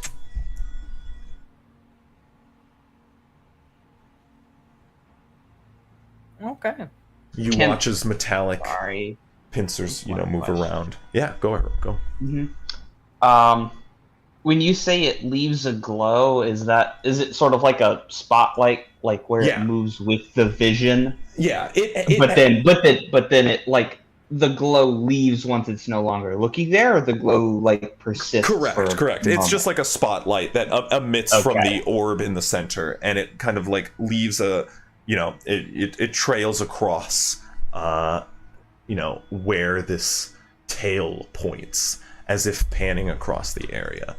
The same orb that Grin had seen before. Anyone know what that could be, or who could have made it? Actually, larger than this, I will say. It wouldn't let me make it. Oh, so it is a gigantic thing. Okay, Yeah, that's even better. Ginormous. Now that I've got a better vision of it, can I make another history check? Like now that I've actually seen the thing? You have never seen anything like this. Never seen anything like this. I've ever heard or read of anything like this. You can make an Arcana check, and Grin, you can also make an Arcana check. Yeah, let's go for that. And Bastion, you can also make an Arcana check. Is that something I can guide? Yeah. I hate to be that guy. No, 100%. We've already established how you cast it. For like that's what I'm just saying. Like for like a cleric. Oh my god. All right, dirty 25. So this is a question. No, this is going to Haas, you guided it. I'm sorry. So the reason I asked you last round is because like a cleric can guide things like that because they're praying to God for guidance. That's why I'm curious to who you're praying to for guidance. In that sense, who you're looking to for guidance. It's searching your own mind. Yeah, I just needed the headcanon. That's all I needed. Sure. So, Haas, you peer down toward it, and you get no motes of sentience. You do, however, spot from a distance a glow from within the front as you sort of like open your mind's eye, the one that lets you see the motes of one's head. You just begin to see a faint glow out of the front of the scorpion, like where the eyes of a scorpion would normally be. You just start to see a faint glow from in there. What that tells you is that glow something is inside it. Someone is inside it with a mind. You get the sense that this is a hollow construct, a creation, and based on its complicated movements, a very complex one at that. Probably made by one of the many artificers that operate within the Red Empire. It is painted red and lined with gold. You watch as it moves and rights to its side, and then it settles downward suddenly. You watch as two like large pincer-like plates kind of come in and settle in around the front of it, and it just stops moving. Hops. Mm-hmm. Do you think it's any sort of protector of Jufrey? We're trying to get to Jufrey, right? I mean, is this the kind of thing like a city could get for its own protection? Because I don't know, it feels excessive, like just as a first reaction. Jufrey, you would know from your knowledge of the area. Jufrey is definitely that'd be something you'd hear about. Yep. Yeah, town So by should we be concerned Scorpion Mecca for. with trying to hide from it? I mean, if it's where we're trying to go, don't you think it would be? I don't know. I mean, it's got red Empire colors, right? Because it's red and gold. It does. And there are artificers who could make it. So Avery still has proof of who we are, right? Yeah, but we're not. I don't want to send a kid out there. I mean, Oh, being it's an not about artificer- setting. It's not about. Sorry, Grin. It's not about sending Avery out there specifically. It's just if we have a group have a piece of paper that says we are working for the Empire, as long as they're also working for the Empire, which at the very least the colors seem to imply, there's probably some level of they're not going to just be out to get us, right? I mean, That's my initial reaction. the reason I brought up if it was a protector of some kind is Mhm. because I don't know how close we are to getting to Jeffrey, but we've seen I mean, you guys know to be like half a week or more out half a week or more out. on foot. Well, It'll be a while. we've seen. One second. Yeah. This is the first man-made thing that we've seen. There's creatures all up and around this desert. So having a creature that size to protect the outskirts of the city doesn't seem, Yeah. quite honestly, well, thinking about it, that excessive. Mm. It probably came over here because we took out and it wasn't quiet. Yeah. So I will make one correction. It's not a creature. The thing itself isn't sentient. There's somebody or some sort of thing inside it piloting it. This big scorpion, I don't know, It's mecha either- robot is not sentient itself. Thank you. Give it respect. It's either something from Jufrey or all intents and purposes some sort of, I don't know. I can't say that it would be anything Yeah, that good. like an outskirts like a gang would have just Oh in the desert. no. So no. this is way too sophisticated for this. Yeah, it's Bless you. absolutely. Oh, I'm so sorry. Bless you. But I don't know, Grin, just on the knowledge that at the very least it's like something that is piloted by a sentient creature, not a sentient thing itself. Is there anything you know about what this could be? Or you might be able to guess at the very least? Bryn, give me a history check. Yeah, I was gonna That ask, like, That's do I going to be the also smartest thing I say this. do I also get any sort of like circumstantial bonus because I'm also an artificer in the Red Empire? You will get advantage, yes. Nice. Hey, alright, I was gonna ask if I could guide him, but if I could actually yeah, definitely. I'm gonna give it to you because Yeah, you had hey, started it. sorry, give him a Grin, I'm D4. gonna delve into your mind a little bit to unlock memories just in case. So add a D4. 19. 19. Solid.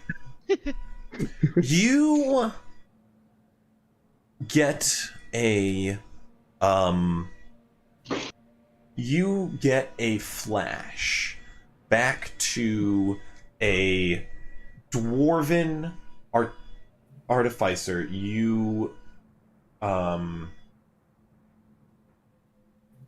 had met once at a conference. A real flashy guy. The 19. I would probably even say you remember the organization he worked for. You God, guys. you remember this dwarven artificer that worked for the Golden Iris.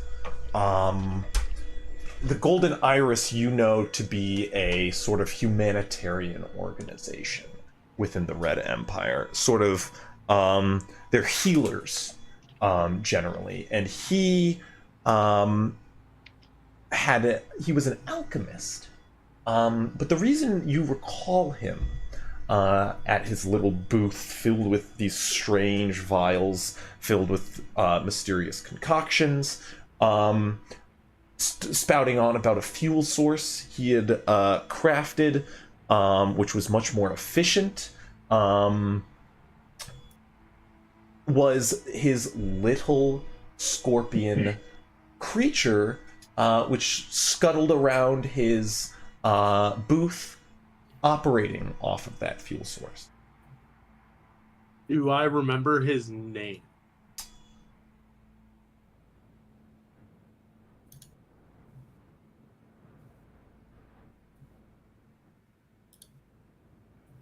You do not.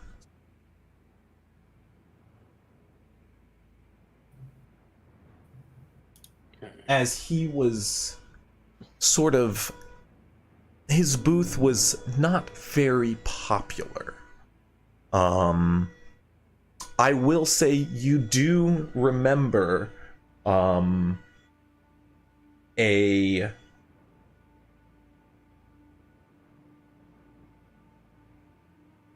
note to avoid him, and you were specifically told to avoid his booth.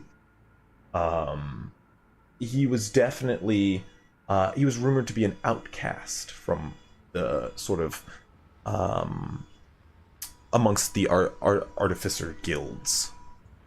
Was I told that by other people at the convention? Correct. Or by people within the Red Empire? I mean, same. But convention, like other artificers that, you know, artificers that work for the Red Empire told you. So kind of both.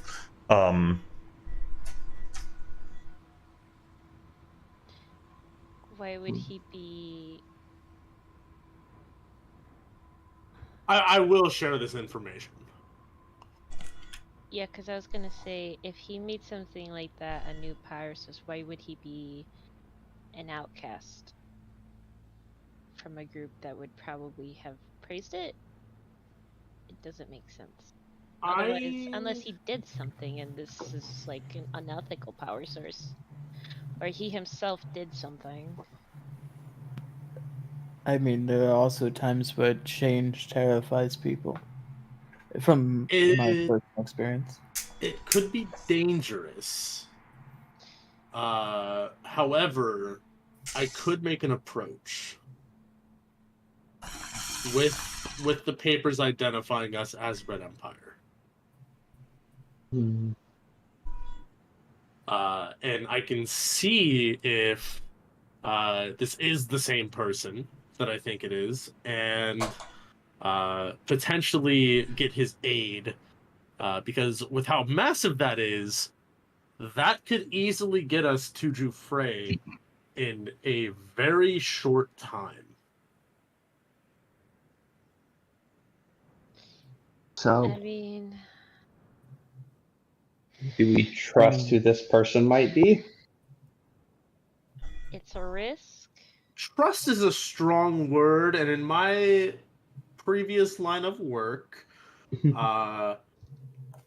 trust was very fluid.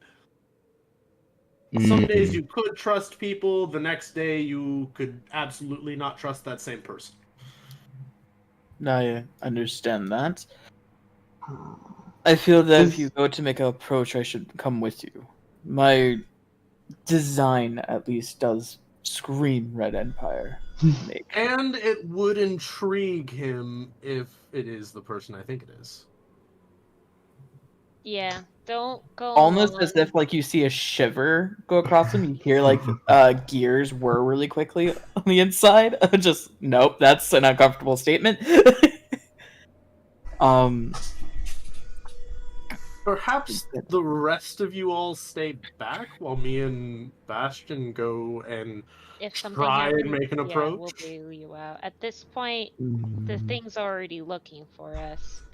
I figure if we come out, be like, "Oh my gosh, this thing happened," you know, like just be honest about it. Like we got stuck and we're trying to get over there. So it did like scan over us with its spotlight, right? It seemed to look over the area. You can't really tell for sure if it saw you. Okay. To be honest, I don't know. I just and- want to get out of here at Well, this point. no, and when, Are you guys still watching it? yeah, is it still like you mentioned earlier? It like put some sort of panel over where the eyes were. Yeah, you watch as it's been still this entire time. That sort of like the tail, I'm just going to call it what it is, has sort of come to a resting position just above the top of its flat body, and its plates have become rigid. It is basically in this like still position flat. And as you guys are watching it, you watch as a plate moves forward and a door opens. A small light comes from within, and you can see a silhouette of a individual stepping out. Does it seem like a very stocky individual? He seems rather short and stout. This No handle, is though. more and more promising to an extent. You do see a second individual, though, come out. That is less promising. That is. Much taller, However- thinner, steps out alongside. However, I am still willing to make this approach. I think it's They start to walk up the hill toward where your campsite is as they move around the body of the ogres. However, we can't dwell on this too long. I think that's No, I think we should take the risk. Say hi. Okay. I mean, what's the worst we happen? We die. You Fine. turn around Yes. and start your Yes, descent. Bastion, I think this is a decidedly scarier prospect for the rest of us than it is for you. I mean, I died once. It just You can- continues to walk. Listen, I owe a lot of people money. If I die, I'm no longer responsible for those debts. Bastion saw it and said, "Mommy?" Grin saw it and said, "Child?"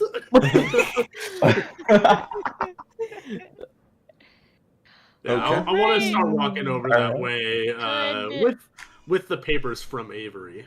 Good luck. Okay. You guys start. You guys rush? You guys hurry? I We think should go Bastion kind of decently jogs, like jogs fast. word. Oh. I will fly at a medium pace. Okay. You guys A start. singular dash pace. Let's say that. Yeah. Okay. You guys start to approach over the cliff face. You can see a light from your camp for a bit. But after a few minutes, it takes about 20 minutes to start walking back. After about 15, you will see a large flash over the area come from kind of near where your camp was, and then you hear a rumble and some shaking of the ground. As you guys start to arrive back to your campsite, the scorpion is no longer there. Did it leave any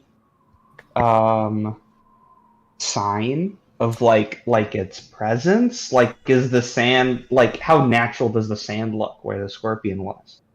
Or is it noticeably like There's something weird? it like sinks a little bit to form the crevice of a dune, but the sand fills in pretty easily. You can see like the bodies of the like ogres have kind of been buried a little bit at the base. Your camp is almost untouched. You do see something pinned to one of your tents, though. I would like to go check it out. I would like to cast Detect Magic. Okay. Just on the off chance. I don't trust these people still. There is a spell over the area. Alright, let's not go there right now, Grin. Detect Magic will Says tell the you school. the school. It is. I'm tired. Can we Yeah, stop running back and forth? It is an abjuration spell. Oberon, how much do you weigh by any chance? 420 pounds.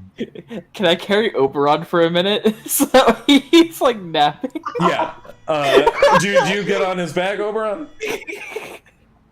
Only if you're offering, yeah. Yeah, I use the javelins basically underneath my arms just to hold him in place at that point instead of them sitting like attached to my back. They're like wrapped at my waist to make a seat for him. Yeah, Oberon is just like fucking like a huge backpack, just. Yeah, it's a 7-foot bear on a 7.5-foot tall robot. It's very uncomfortable, Oberon, but you sleep on a rock, so. He has natural fat to make it softer. Yeah, everything is soft to him. Everything is. I will continue to go towards the thing Okay. on the tent. Okay. Got it. I know Grin's walking towards. I already warned against. At the very least, do I know what kind of Make an Arcana check. Yeah, what kind of abjuration spell? Yeah, make an Arcana check as he walks over where the glow is coming from. Swear to God, Grin, don't get there before I actually figure out what this is, please. My hands are literally tied at the moment, essentially. I can't grab Grin this time. Why would you?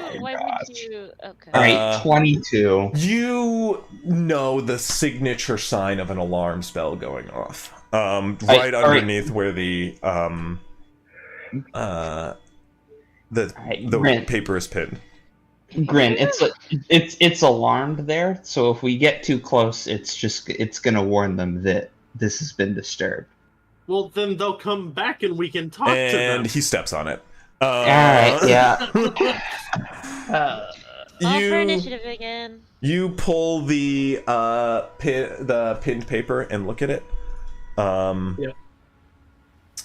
It says, one hell of a beating you've left on these chaps. And then it just says, I mean no harm. Sorry for the disturbance. And then you just see a pair of initials signed at the bottom, N.A. N.A.? Yeah. Or you think it means not applicable. You're not sure. Glad to know the abbreviations stay the same in recap. Yeah. I was about to be like, that's a really funny initial setup. Well, we might as well get back to sleep. I just Yeah. Come back, then we talk to them. Mm-hmm. I am going to sleep on the mountain where I can watch. I deposit Oberon back onto his rock. Okay. Poor guy. Oberon's heavy, man. Mm-hmm. You guys, Wow. you guys pretty quickly feel a rumbling. Just it's very faint, almost deliberately low. As you guys do watch and you turn as a mound is disturbed nearby, a very small mound rises as just the tail peeks out. It starts like with these like what you thought were teeth originally, these fine metal blades all pinched to a point, and as it emerges out, it spans wide to reveal the orb in the center that just starts spanning over your area. I will just put my hand up and wave. It continues to pan. What's everybody doing?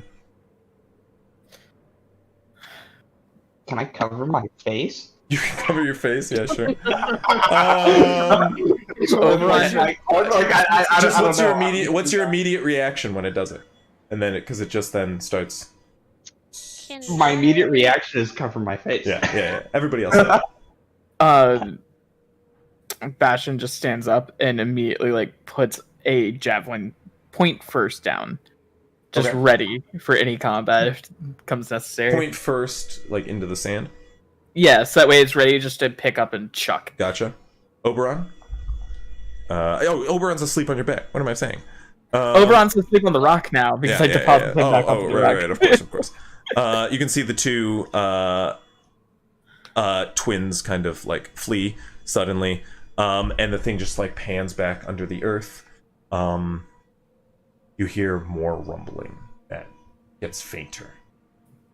Before a moment passes, and on the other side, now deeper into the hill, higher up onto the mound, you watch as much louder the entire area shakes, and burrowing itself out by massive claws comes the scorpion once more.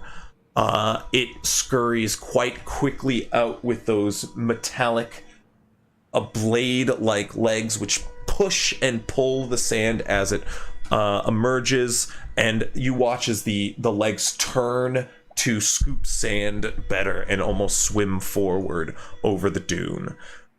As it comes to like a chittering stop, you guys hear like whirring a number of metallic noises, and clunk, clunk, clunk, clunk, clunk, as gears whir within, as it comes to a stop, and the pincers whir to cover the face, as the legs tuck in, and the flat body comes to still at the base. You watch as the machine begins to scuttle and turn to reveal the side, as it settles and comes to a stop. How tall is it now that we're next to each other? Like, it is just as it comes to like this, like resting, it comes to a stop. The legs kind of like one as they're like folded in half. They still stand up about 25 feet. Okay. I'm not gonna lie. If I wasn't so scared of the thing, I still think it's really fucking cool. The tail whirs up about like at the 30 to 40 foot mark. So 4 times the height of Bastion, essentially. Yeah. The artificer in Grin is very excited to see this. All of you are like, my character is terrified, but my player thinks it's cool. And Grin is like, my player thinks it's cool, and my character thinks it's cool. No, Bastion thinks it's really neat too. I would just be like, I can get modifications finally.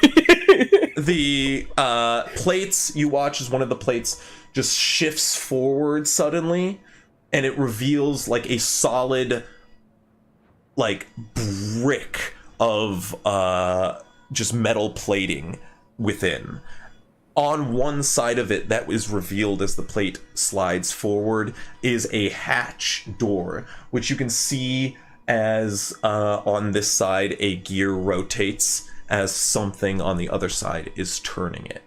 As it does, you guys can hear a sweet, like a fine release of something as the door swings open, and you can see a torchlight come from within.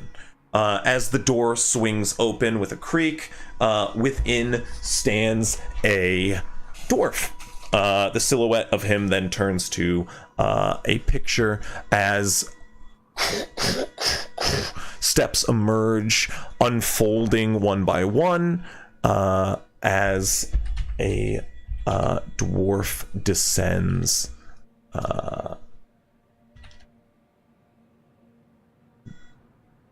below. To remind the DM, I, as a character, am still up on the mountain. Oh, you stayed behind? Yes. They didn't trust the approach. I see. I missed that part. Well, as this dwarf steps out from within, he descends down the steps momentarily, and you see a rather handsome looking, like square-chinned dwarf. He's got like a rather short beard for a dwarf. It's like trimmed down really well to kind of fit the broad chin he has. He's got like a fading gray which runs through a black mane of hair tied in braids running down the back of his rather fine attire. He has like a breastplate on, but it's like crafted of like a gold plate. And as he descends down, he's got like blue and gold lined with red in these like fine lacings down his legs. And he's got this billowy shirt which plumes underneath the breastplate. He descends down, arms crossed, and looks about to all of you, just going,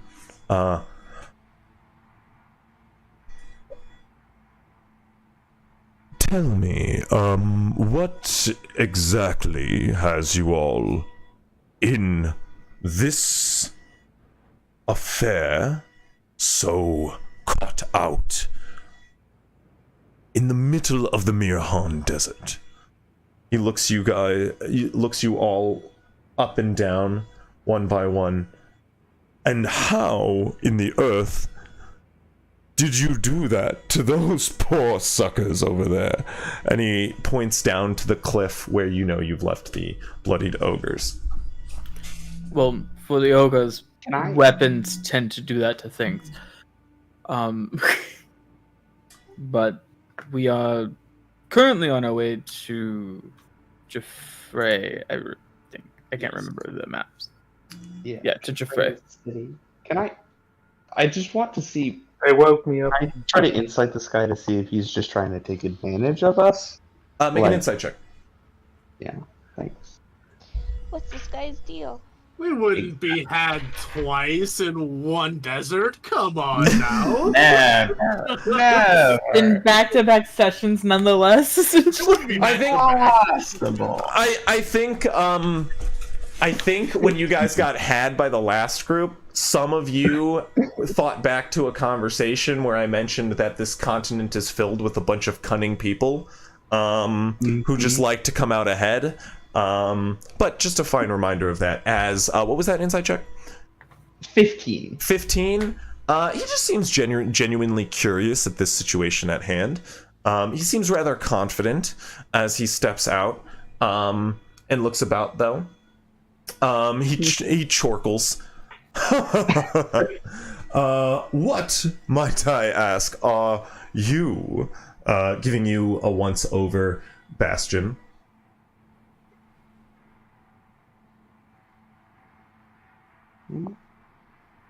Just asking, what are you? There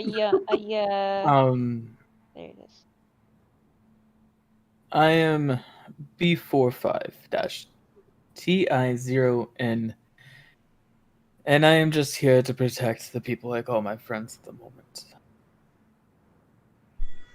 Well, you are an amazing amalgamation of technologies, and might I say, your craftsmanship is exquisite. Are you his craftsman? I Looking, did a of course, little to you. work, No. but not much. Any of you his... I'm sorry. I don't mean to talk past you. Who is your craftsman, might I ask? They're no longer here with us.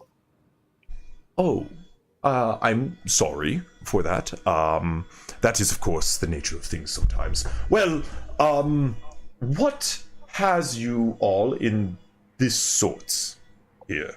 Looking past you all at like how you're all like stripped of most of your stuff, sort of bare bones in the middle of the Mirhan. It's quite obvious from an outsider. We were swindled by a bunch of pardon my crude language here, but a bunch of assholes. Ah, I see. That is sometimes how it goes as well, isn't it? Well, that is unfortunate. Where is it you're all heading? If you don't mind my asking. Jaffrey. Well, unfortunate. I myself am tasked with a separate direction. But if I can lend you aid in any way, I'm happy to assist where I can. I have food should you need it. I'm happy to provide. But of course I have a long journey ahead of me, so only as much as I can. But I'd be a fool to let you all perish along your journey, where I could lend aid. Are you traveling with a child? Avery kind of like comes out from around the rock. Oh, you know what? Okay, I will say, in case if you're staying behind one way or another, Ignacio, I think Avery would stay with you. Yeah, I'm sussing this guy out. As I wanted to ask if I could like. So, sorry, I'm gonna have to retcon that, but yeah. Okay. Well, just the thing I just said, but yeah, I mean, you have to make a perception check either way, as it's a long Yes. sight. So go ahead and give me a perception check. But he goes, Guidance, because I have the kiddo. yeah, definitely. Yeah. You can barely see a thing from where you're at. Sick. But things seem to be going well. You can see, like, there's no sign of a struggle or anything like that.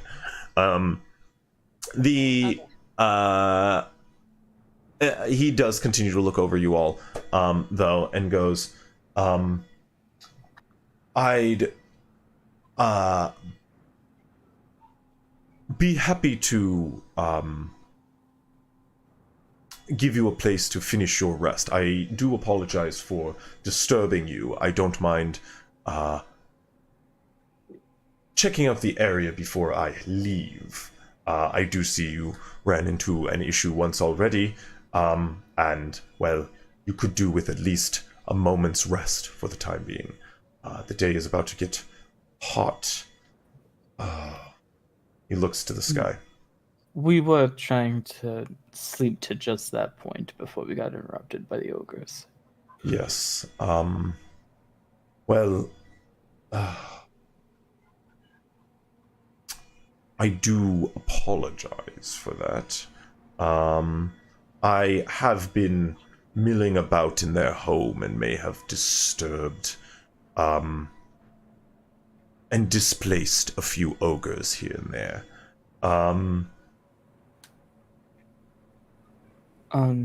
I can't help but feel a bit responsible in a way.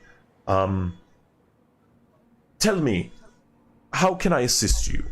Make up for sort of my misdoing here tonight. Do you have spare tools? Plenty, yes, of course. I have a whole forge. May I acquire some spare tools? Perhaps either a set of smithing tools or Of course. some sort of artisan's tools. Sure, I'd be happy. I have extra sets galore. Samal, can you grab my old set of tools? It's in the back. Have you perhaps crafted weapons in your time that you might have extra of? Like a halberd or a pole-arm? I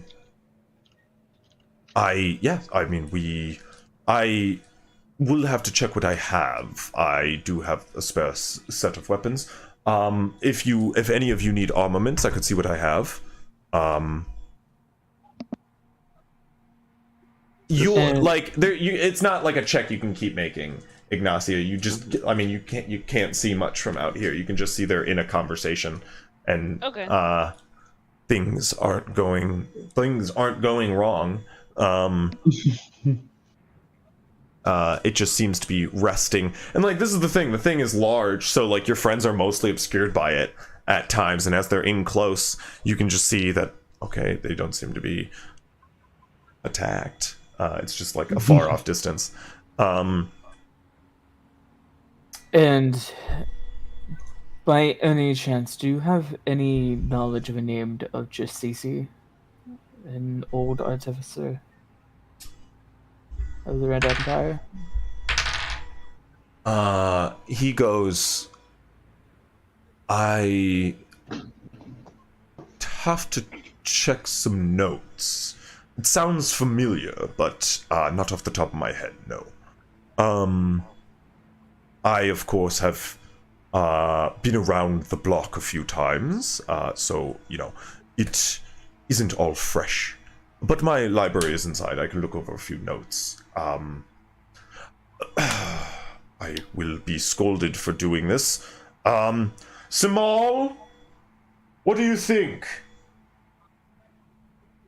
Do you mind waiting here for a moment? No, we don't mind at all.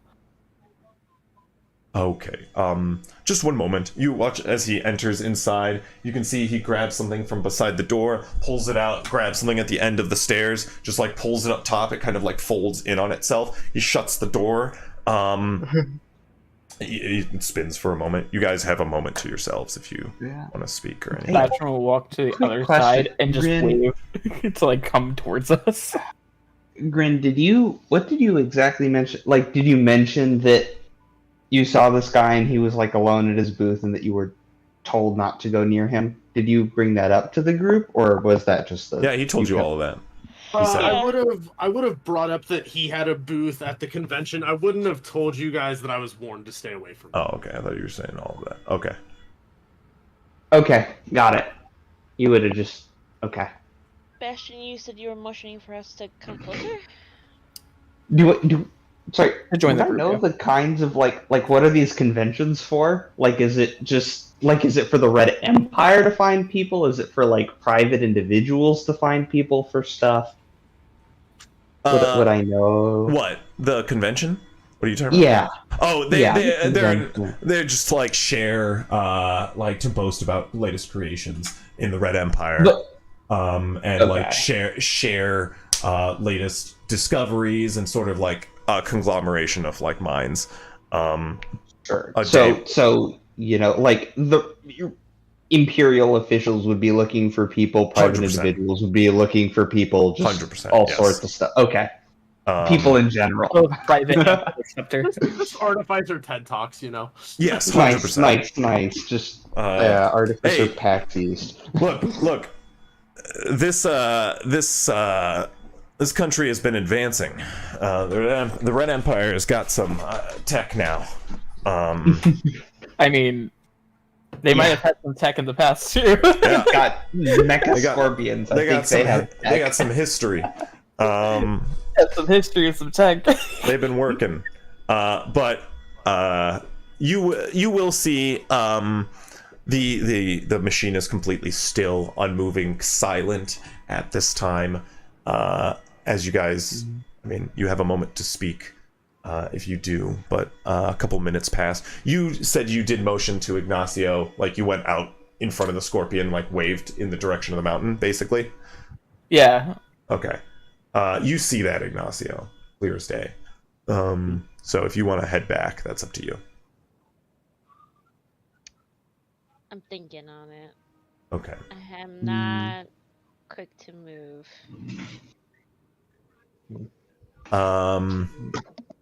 You return to the group. See no motion from the mountain. But after a few moments, the door opens up again, and emerging outside of the mechanical monstrosity is not a dwarf, but a green tinted humanoid. A rather tall, broad shouldered woman.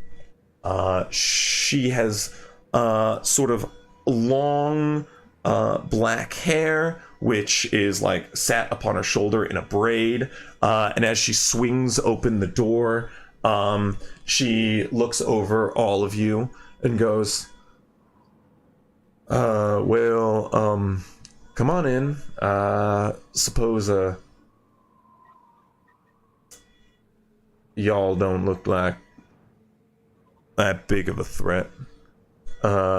You watch as she unfurls the steps and sort of descends down. She is currently wearing sort of like a leather coat, bunched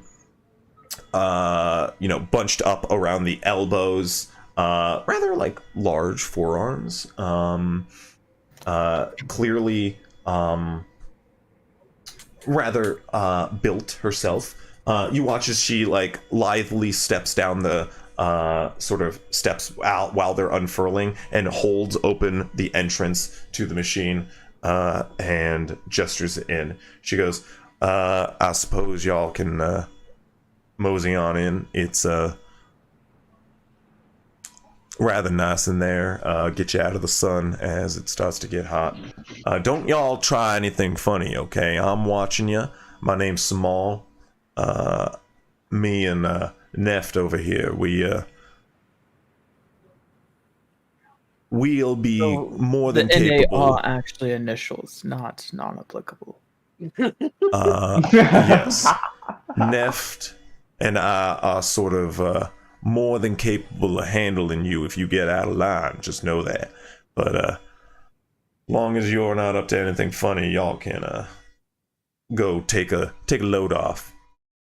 I will fly up into the giant mechanical scorpion.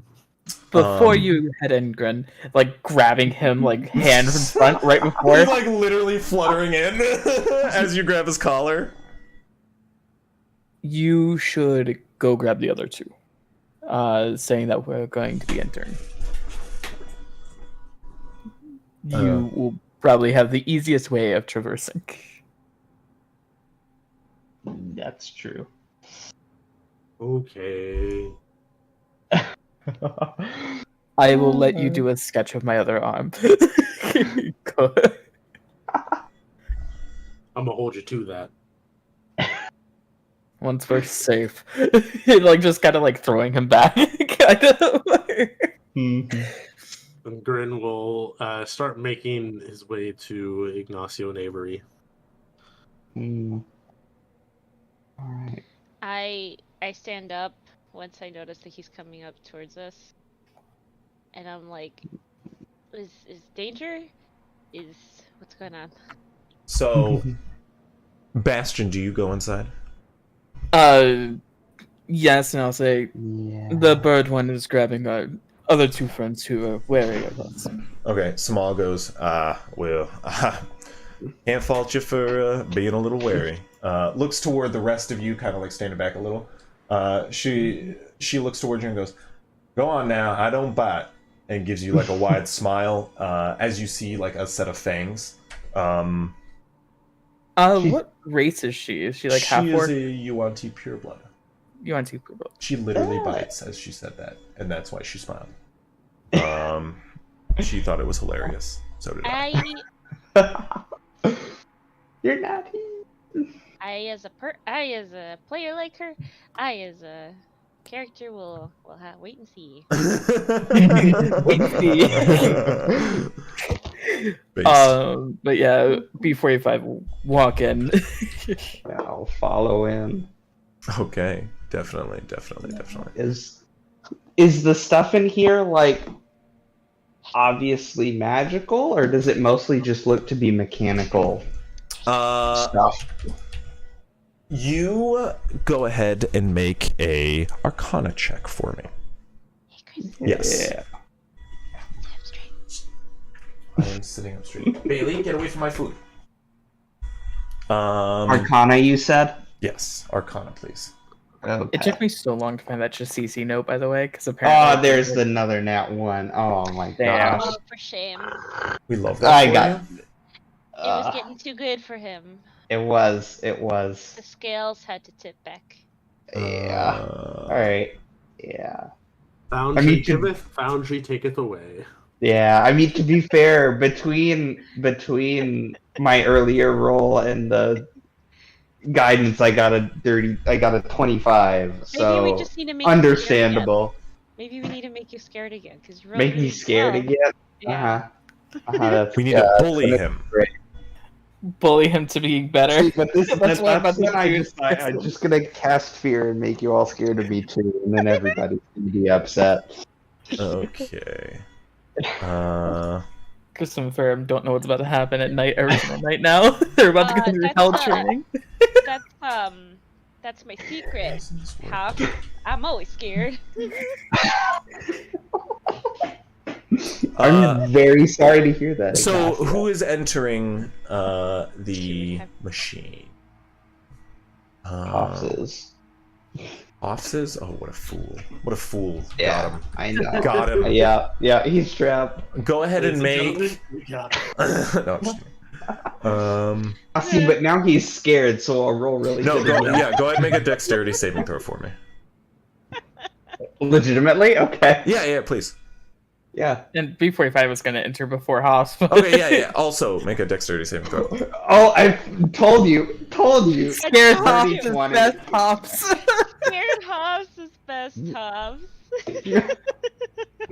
Fortune. Bastion, as you step in down this like long tunnel and get to this warm, what looks like a warm room with like sort of like a glow coming from one end of the chamber, you step in, and as your foot touches something soft, it snags upon a rug and you almost trip, but you catch yourself, and as Hoff's like almost barrels in after you, he stops himself and skirts aside, letting you into a rather warm chamber that is much like a living room of any sort. Let me go ahead and give you there? there's 100% furniture. You see the scene right here. I don't see shit. He had a scene ready, guys. The Dune You know what King. this That's a really cool name. Oh, dang. Okay. Guys, you know what this means, right? Which way did we enter? This way? You On the left? guys entered. One second, I'll show I you. think like from here. Yeah. Why is this not working? This is driving me mad. I see like 3 ladders and a door, so I have no clue. Well, you know where your But skates this are. probably makes the most sense. Yeah. Yeah, I think like here. Because rug. Like Yeah, 'cause like, rug. weird corner. I'll show you. Cannon on the other side. I'm just Yeah. trying to work Chris will myself. ping. Oh, damn, Chris, this is cool as fuck. Thanks, I made it. In a Awesome. map making thing, but still. Was it Dungeon Draft or Yeah, something Dungeon else? Draft. Nice, I love Dungeon Draft. Guys, you know what this means, right? I just found Dungeon Draft. Battle. You just found? Oh my gosh, Yeah. you're gonna have a great time. If you go to, Really? alright, if you go to, what is it, 2-minute tabletop or 2-minute tokens Yeah, or something I've like already. that. That's the thing. I've already been subscribed to 2-minute tabletop, and nice, I've been okay. on their Patreon for a while supporting them, and I like their So you've shit. got all their Yeah. draft assets and Yeah, stuff. exactly. Okay. Like, Oh, all checking. the assets. Yeah. So, but like now, that's the thing. I just found. I've been using their map assets with my like own creations and stuff like that. But like now, I'm gonna actually use it with Dungeon, which is just way easier. It's actually a really great program. It's been a while since I found a good like dungeon draft program that actually doesn't have a huge learning curve to it, because I don't know why they can't fucking make it. Like, I can fucking do Photoshop easier than I can learn the learning curve to some of these map makers. It's fucking crazy. That's true though. It's so true. Yeah, honestly, you The can learn map makers have a Blender. bigger learn- You can learn Yeah. Blender easier than some map makers. I was I literally will about to die say on this that. hill. No, like as someone who's Maya, which is similar to Blender, and I've used a lot of map makers. Jesus Christ, I'd much rather just use 3D modeling systems. It's fucking wild. Weird. You'd think 2D would make it a lot easier. To recommend a website DM to DM, and now we're complaining about map makers already. Yeah. So you guys enter one by one, and you enter a very warm chamber with the artificer you had met prior, just like arms outstretched in the center of the room, going, welcome all to Burjal the Dune King. It is my own personal creation, and come in, settle in, take a load off, relax. We, myself and Samal here, like the cut of your jib, if you will, and we trust you enough to join us for a meal, a rest, and sort of recuperation before you get back on the road. I want to assure you, I myself mean you no harm, and so long as you all do the same, I think we will get along swimmingly. I am inclined to inform you that should you wish to take this, to blows as it goes, well, I have seen my fair share of battles in my day, and I am ready to bring it to that. So, keep that in mind. I can say for me, I do not feel like I am in the best wear for a fight right now. Like, just like rubbing at dents that are in the chassis of his chest. well, B45. T. You can call me B45 or Bastion. It seems to be easier to mortals. B45. Well, it is wonderful to meet you. We have a forge at the back there, and he points to the back door right here. You are welcome to use that to get out any sort of blows you may have sustained and work out any sort of scratches. There is also a couple of weapons back there we can take a look at to see if anything might fit you. It turns out I don't have a polearm, but I do have some metal, and I think Samal and I could get to work on something for you. It's the least we could do. That would be greatly appreciated. The bandits stole the last piece of myself. Well, Samal wanted me to tell you to keep out of her garden, and needless to say, don't touch anything that looks important, and anything moving, sort of like the gears. If it's moving, it should stay moving. If it's not moving, it should continue not to move. Okay, that is the rule around here. I understand that. Is Can I this, do a is perception this check to see if entirely... Oh, sorry. No, go ahead. Oh yes, you did make an Arcana check for that as you entered, correct? Oh, I did, and I got a nat 1. So, okay. so I'm gonna Gotcha. simply ask him: Is this entirely mechanical? Then He goes. he's making a point about gears. He goes partially. A good eye. It is not entirely though. It's sort of an amalgamation of a number of different styles, including a fuel source that is all my own. But it is efficient. Well, it is as efficient as I can make it at the time being. But we are working on improvements every step of the way. Isn't that right, Samal? Samal squeezes past you, and she goes, "That is, well, that's the goal, isn't it?" As she kind of squeezes past and rests upon near the bookshelves, like arms crossed in the corner of the room.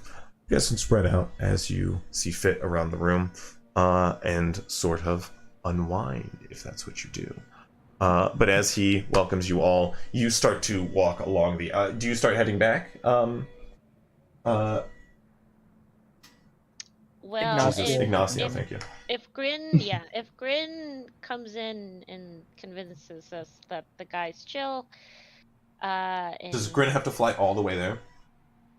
No, I mean, if he makes a signal, he's like, "Hey, let's go." I'll be like, "If only because I make a signal like the entire time I am flying towards you guys. I'm like yelling at the same time, like, "Come on! I just want to go see the cool invention."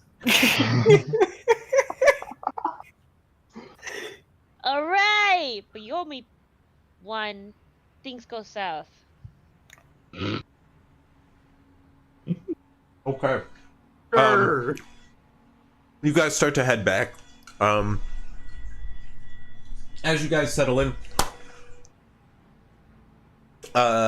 you can hear like Samal and you guys are left in this room to yourselves as Samal and Neft go into the back room for a moment. Neft, before he leaves, turns to you all and goes, please make yourself at home, everyone. Do not touch anything that you shouldn't. But I have some tea and some carth on the kettle. Just give it a few minutes. Once it whistles, it's ready. There's some bread out. Go ahead and grab yourself some fruit just beyond that door in there. It's all fresh. Just relax. I'll go find a bottle of wine to open, and we can share stories. And he disappears out of the room. You guys are left the room by yourself.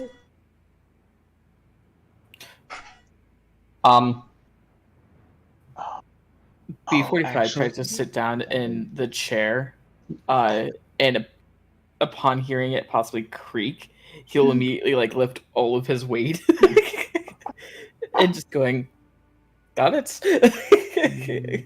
Very uncomfortable, doesn't know what to do in a situation. Okay.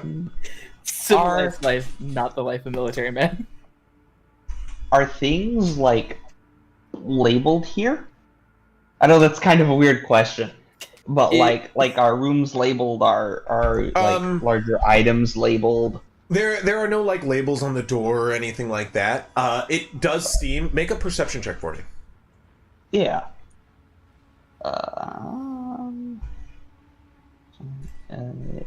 Perception. Oberon is heading up. 19. Oh, see you, Oberon. See ya. We're wrapping up here soon. In a minute. Bye. Have a good one. You can see that there is a laboratory beyond this door, and a garden beyond this. Both actually have good amount of labels. You can see some of the plants are labeled with a number of different like scientific classifications underneath different pots, and you can see like there are a number of labeled drawers in this room here. From what you can see, this is an alchemist's lab through and through, and there are a number of like metal holders for different glass vials, and you can also see there's a bunch of shattered glass on the ground as well. Got it. There's a bunch of whirring gears around that come to like quick whirs and then stop, and you hear like different valves release steam somewhere within the chamber. And you do see like a number of cannons throughout this thing. You can see like slight slots within edges of plating where you can see like the cannons probably squeeze through. This thing is armed, although pretty mundanely compared to the rest of it.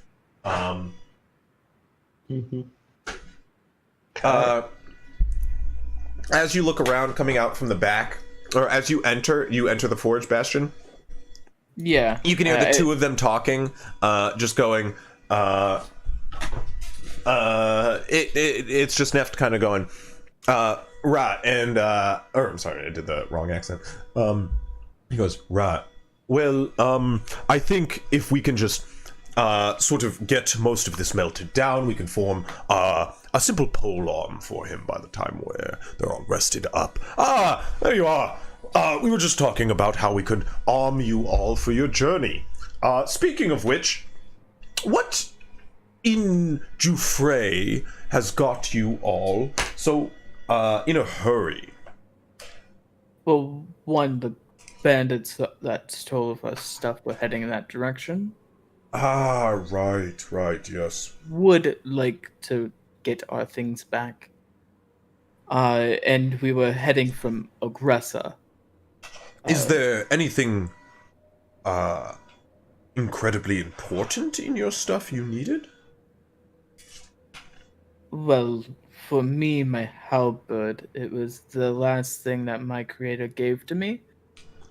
Oh, Wouldn't like to have the last piece of my history with me, as people have already taken my legs and one of my arms. I see that. I've been meaning to ask you about that.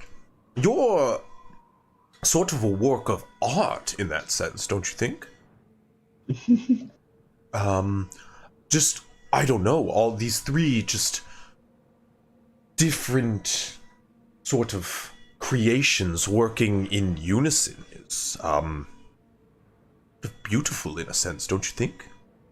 When I gleamed you and your friends for the first time, you caught my eye, first of all. Then your sort of destitute manner was second most. But I couldn't help but admire. You're saying this was not your original creation. You were once all whole?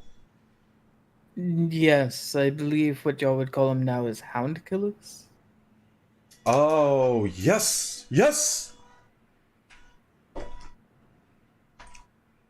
I knew I had seen you somewhere before. He rushes into the other room, pulls out a book, and starts flipping through it. He goes, yes, I had seen an illustration of your models here.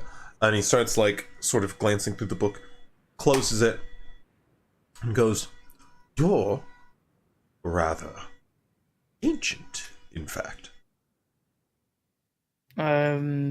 Believe the year I was told was about 500 years. I'd imagine older than that, even.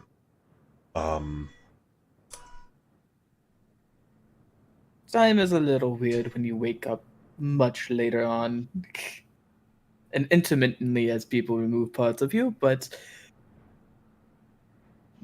there is a secret to your creation that is long lost amongst the Red Empire.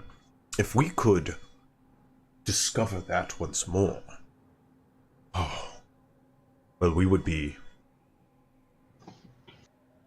Do you like gold, Bastion? gold. Yes, like wealth. Wealth is not the most particularly important thing to myself. I didn't think so. What is it you I- like? My loved ones to be alive is number one. Okay, we can do that. Number Maybe. two of... Are they dead now? Sorry, I'm getting ahead of myself. Number two of finding my place again. Passage of time has kind of taken that away. Well, stripped me before that, but nonetheless, I would have find my place good news for you, Bastion. without being a test subject. Oh, no, I would never. Please. You insult me. This here, my little creation, my child, Bajal, is proficient at one thing overall: finding things. So if anything I think could find your place, it's Bajal. Now, he has like walked you into the living room where everybody else is. You have entered with Ignacio, if that's your choice, of course. The door is open for you guys as they're waiting for you to return. Samal is not waiting at the door, so the door is left open. Oh, I am rushing about this thing. I am trying to just look at everything that I can. You do so. You can see you're like running about as he's trying to make this this presentation. He's like, oh, excited we are. Yes. Well, as I was saying, Bergeron can do that for you. Anyone in the earshot will definitely hear Bastion speak. He's not trying to keep it a secret or anything. So, did you do all that destruction out there upon those ogres yourself? No. In actuality, Oberon did most of the killing act. Ah, yes, you're rather large and, well, tired. He's just asleep in the chair. It really don't wake him up. That is why the ogres are in such a state. I see. Heavy sleeper, but does wake up very angry. You're a rather unique band to be traveling together. What exactly is your profession? I believe the best wording would be adventurers of sorts. I look to everyone else in the room You going can see- like, is that a good wording? Yes. You can see he cracks an obvious smile.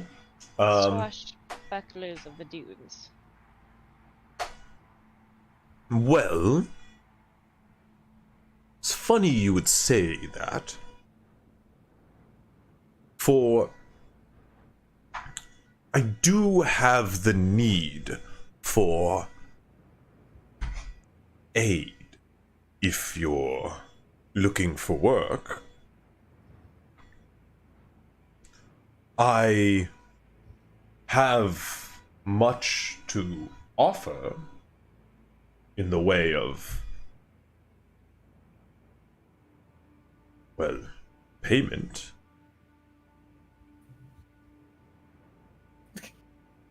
Well, I don't wish to soil this rest with talk of this now, but I and Samal, of course, looking toward the forge, are of course on a task of our own. Right now we're in need of separate things, but we'll handle that for the moment. But our next task is forming to be rather dangerous. And rather than go about it how we had planned, I see a opportunity I can't help but present. If you're interested, I myself,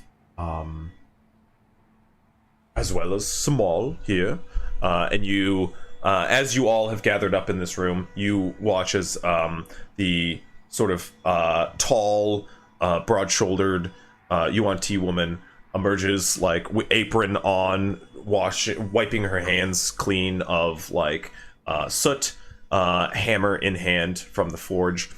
Stands next to Neft, the dwarf, who goes, and Samal, of course, here, are going to be heading to a, rumor has it, rather infested location. Sort of southeast of here. Infested with what? Well, that is a very good question you raise, and I wish to answer, but the rumors don't give it a name, or whatever they are a name. Just creatures of the deep.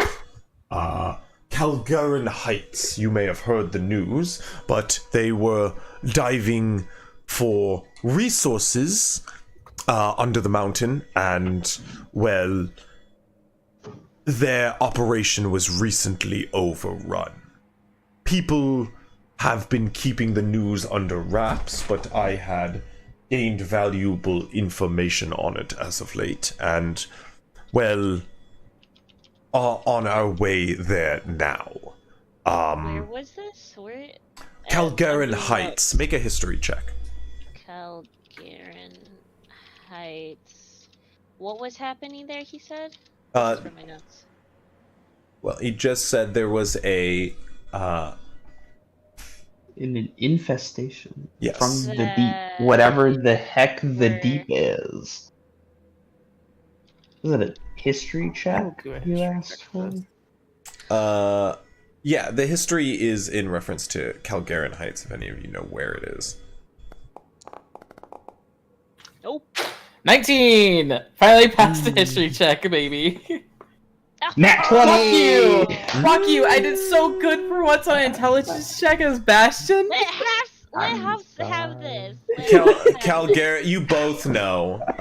You both know from your knowledge of the lands, Calgaran Heights is a northernmost mountain north of this, basically, this mountain, the mountain range south of Jufre. Which would put us closer to where we need to be. Very, So- I mean, it is far south, yeah. But it's not How do not you that spell small one. Calgaran? Calgaren. Or no. A Here, I'll just- Calgaren?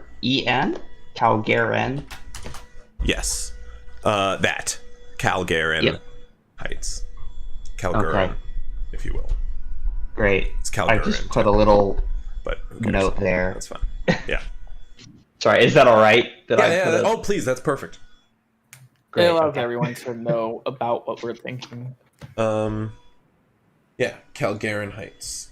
And he looks about and he goes, this, of course, would be dangerous work, but, I'd be willing to armament all of you, for the job, as best I can, and, well, I don't know the situation, so I don't know if you'd be up to par, but, I mean, if we were to ask those ogres out there,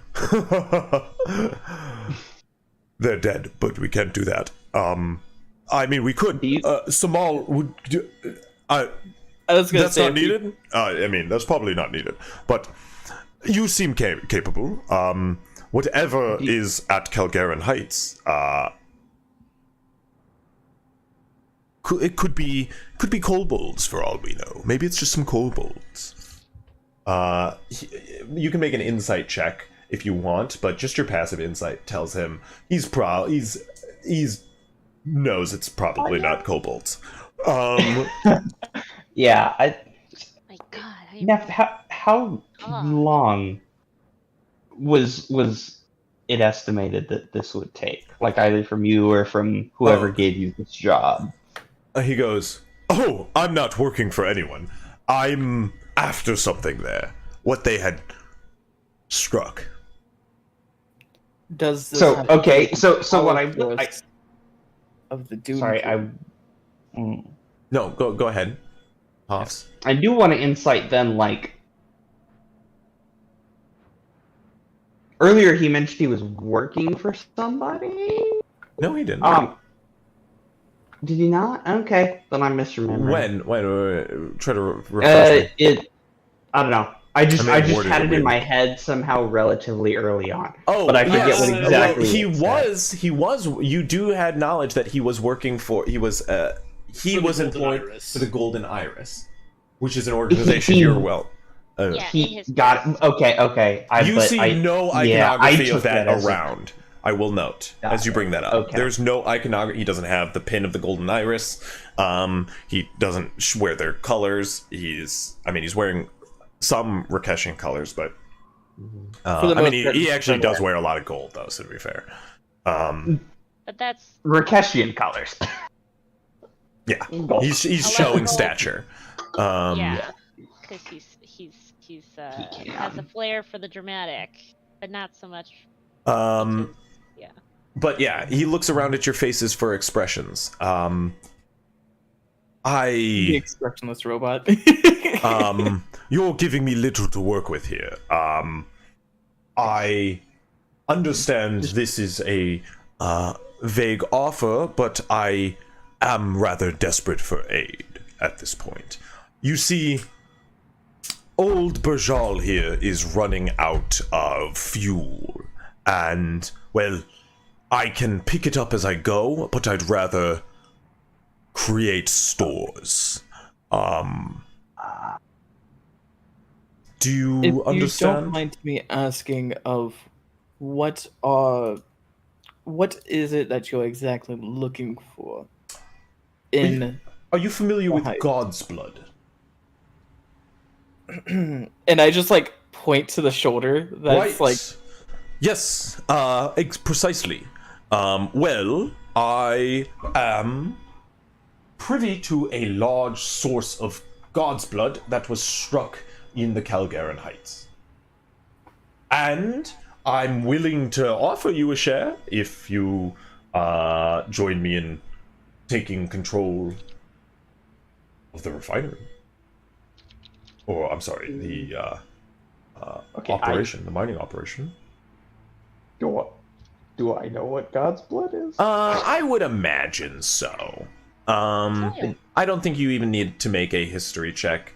I feel like even if you didn't, Bastion would be able to know what it is, like because he was told already.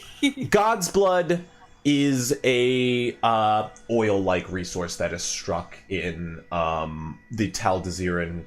That it was mainline founded in the Tal Daziran Empire, and sort of found in various places around the world. It is a fuel source that very few people have found the resource for, but obviously an artificer is familiar with Tal Daziran technology. Okay. And I recognize this is like the power source that he was talking about at the convention. Yes. What I will say is the Tal Dazir are a close ally. Of Rakesh, and many places surrounding the Straits of Kythar have Tal Daziran technology and some reference to God's blood. And this is why a learned man like Hoffs doesn't need to make a check. I'm not going to make the artificer make a check, but Ignacio, you probably are not privy to what God's blood is. Yeah, probably not. And I feel like I shouldn't because I'm currently using Yes, it. you're using it, of course. I've learned by experience how explosive this works. And he goes, that being said, I do need to get on the prowl soon for more fuel. And in that, right, that means... Did you just freak out because of the...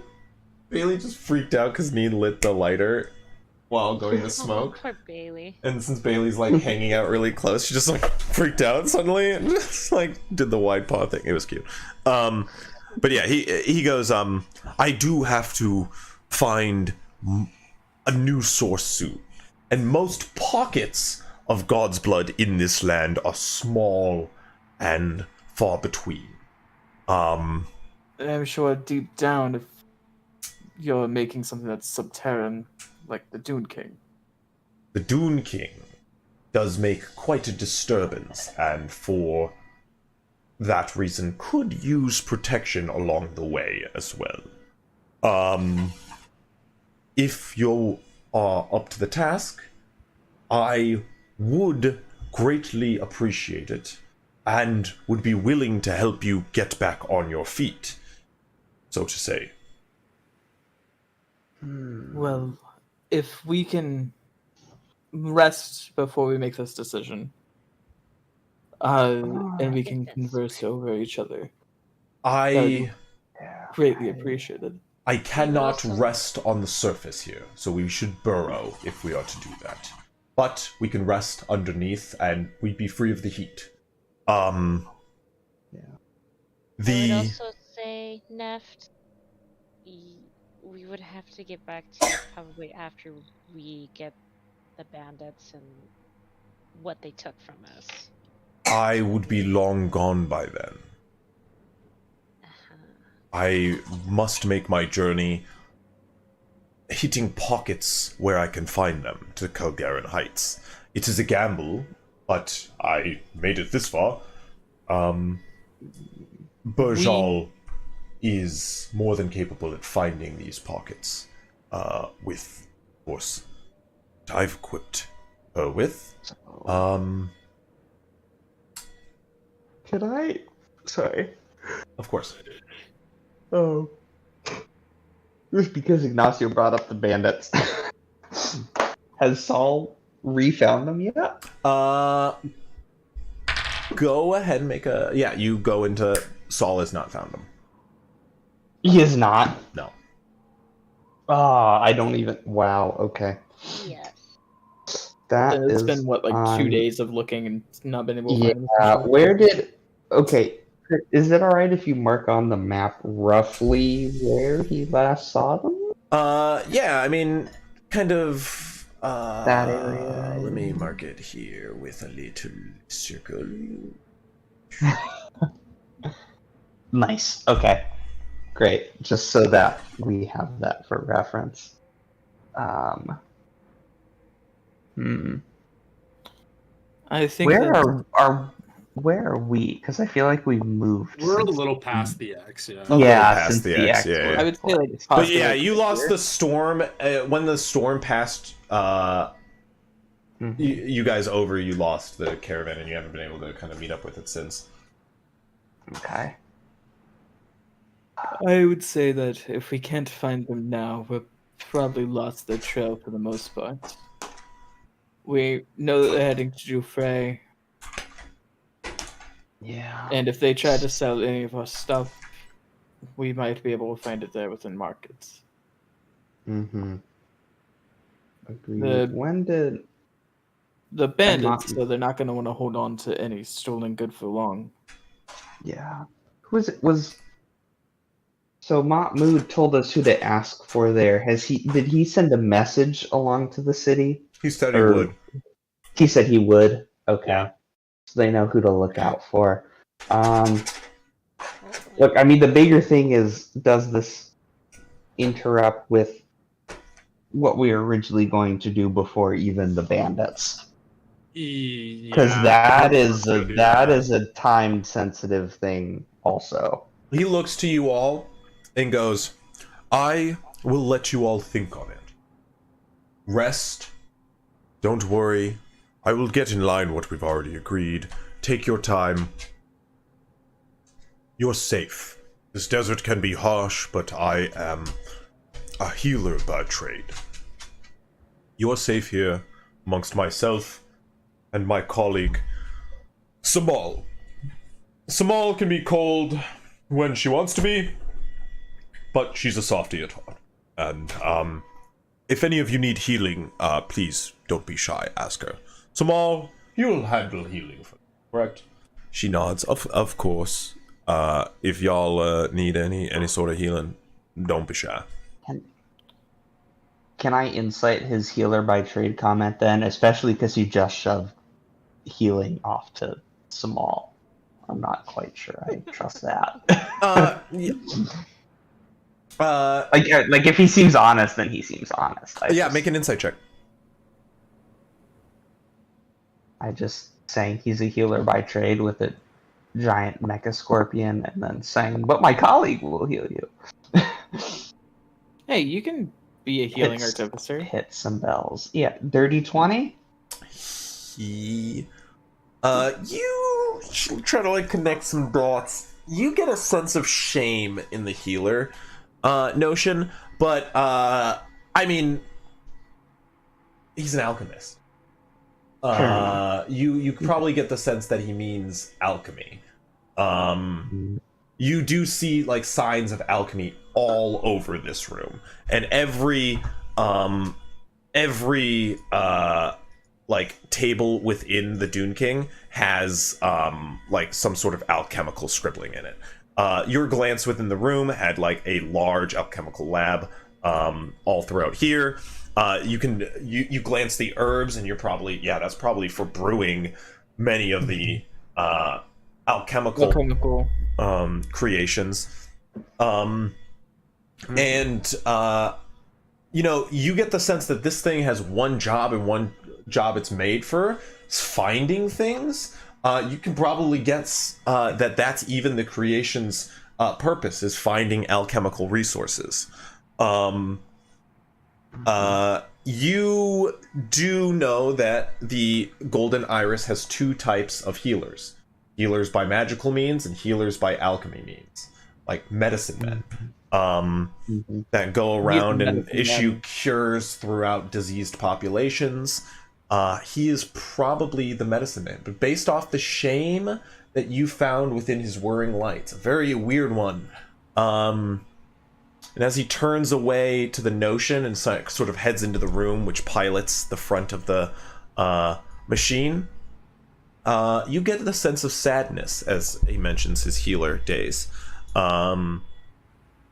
As you gleam that it may have been in the past, this affiliation with the aforementioned league he was associated.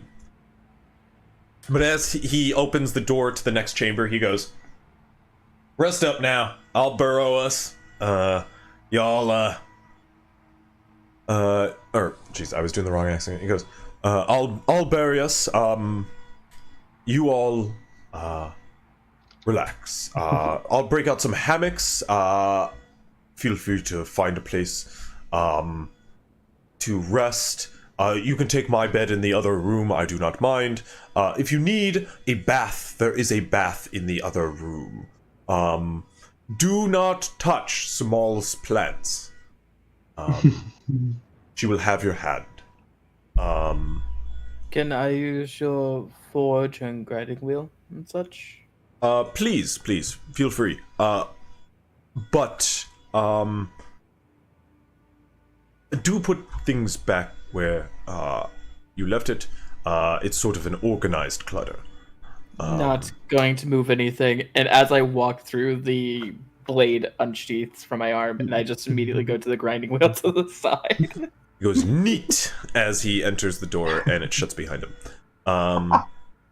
I like artificers. We will end the session there. We'll pick up next week.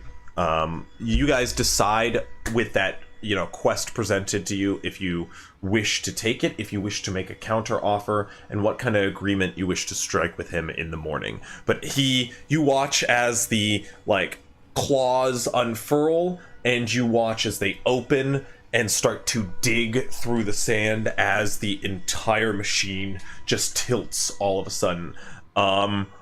Before we head out, can I send Grissom and Ferrum to grab tents and everything, like all of our supplies? Oh yeah, they very much do. And you burrow underneath. It kind of rights underneath, so you're not at an angle. But as you guys are just below the surface, you guys can rest. So we get a long rest finally? Yeah. While they murdered you in your sleep. Solid. God damn it. Solid. 2 net 20s. No, just kidding. Okay, yeah. We are going to end the session there. So if there's nothing else, I will sign off with the stream. Thank you all for joining us. Until next time, you've all been splendid. Good night, San Diego. It's less funny now that I live near San Diego. Yeah. Now it just sounds like I'm genuinely signing off to San Diego. I'm not. It's a joke. Anyway, good night.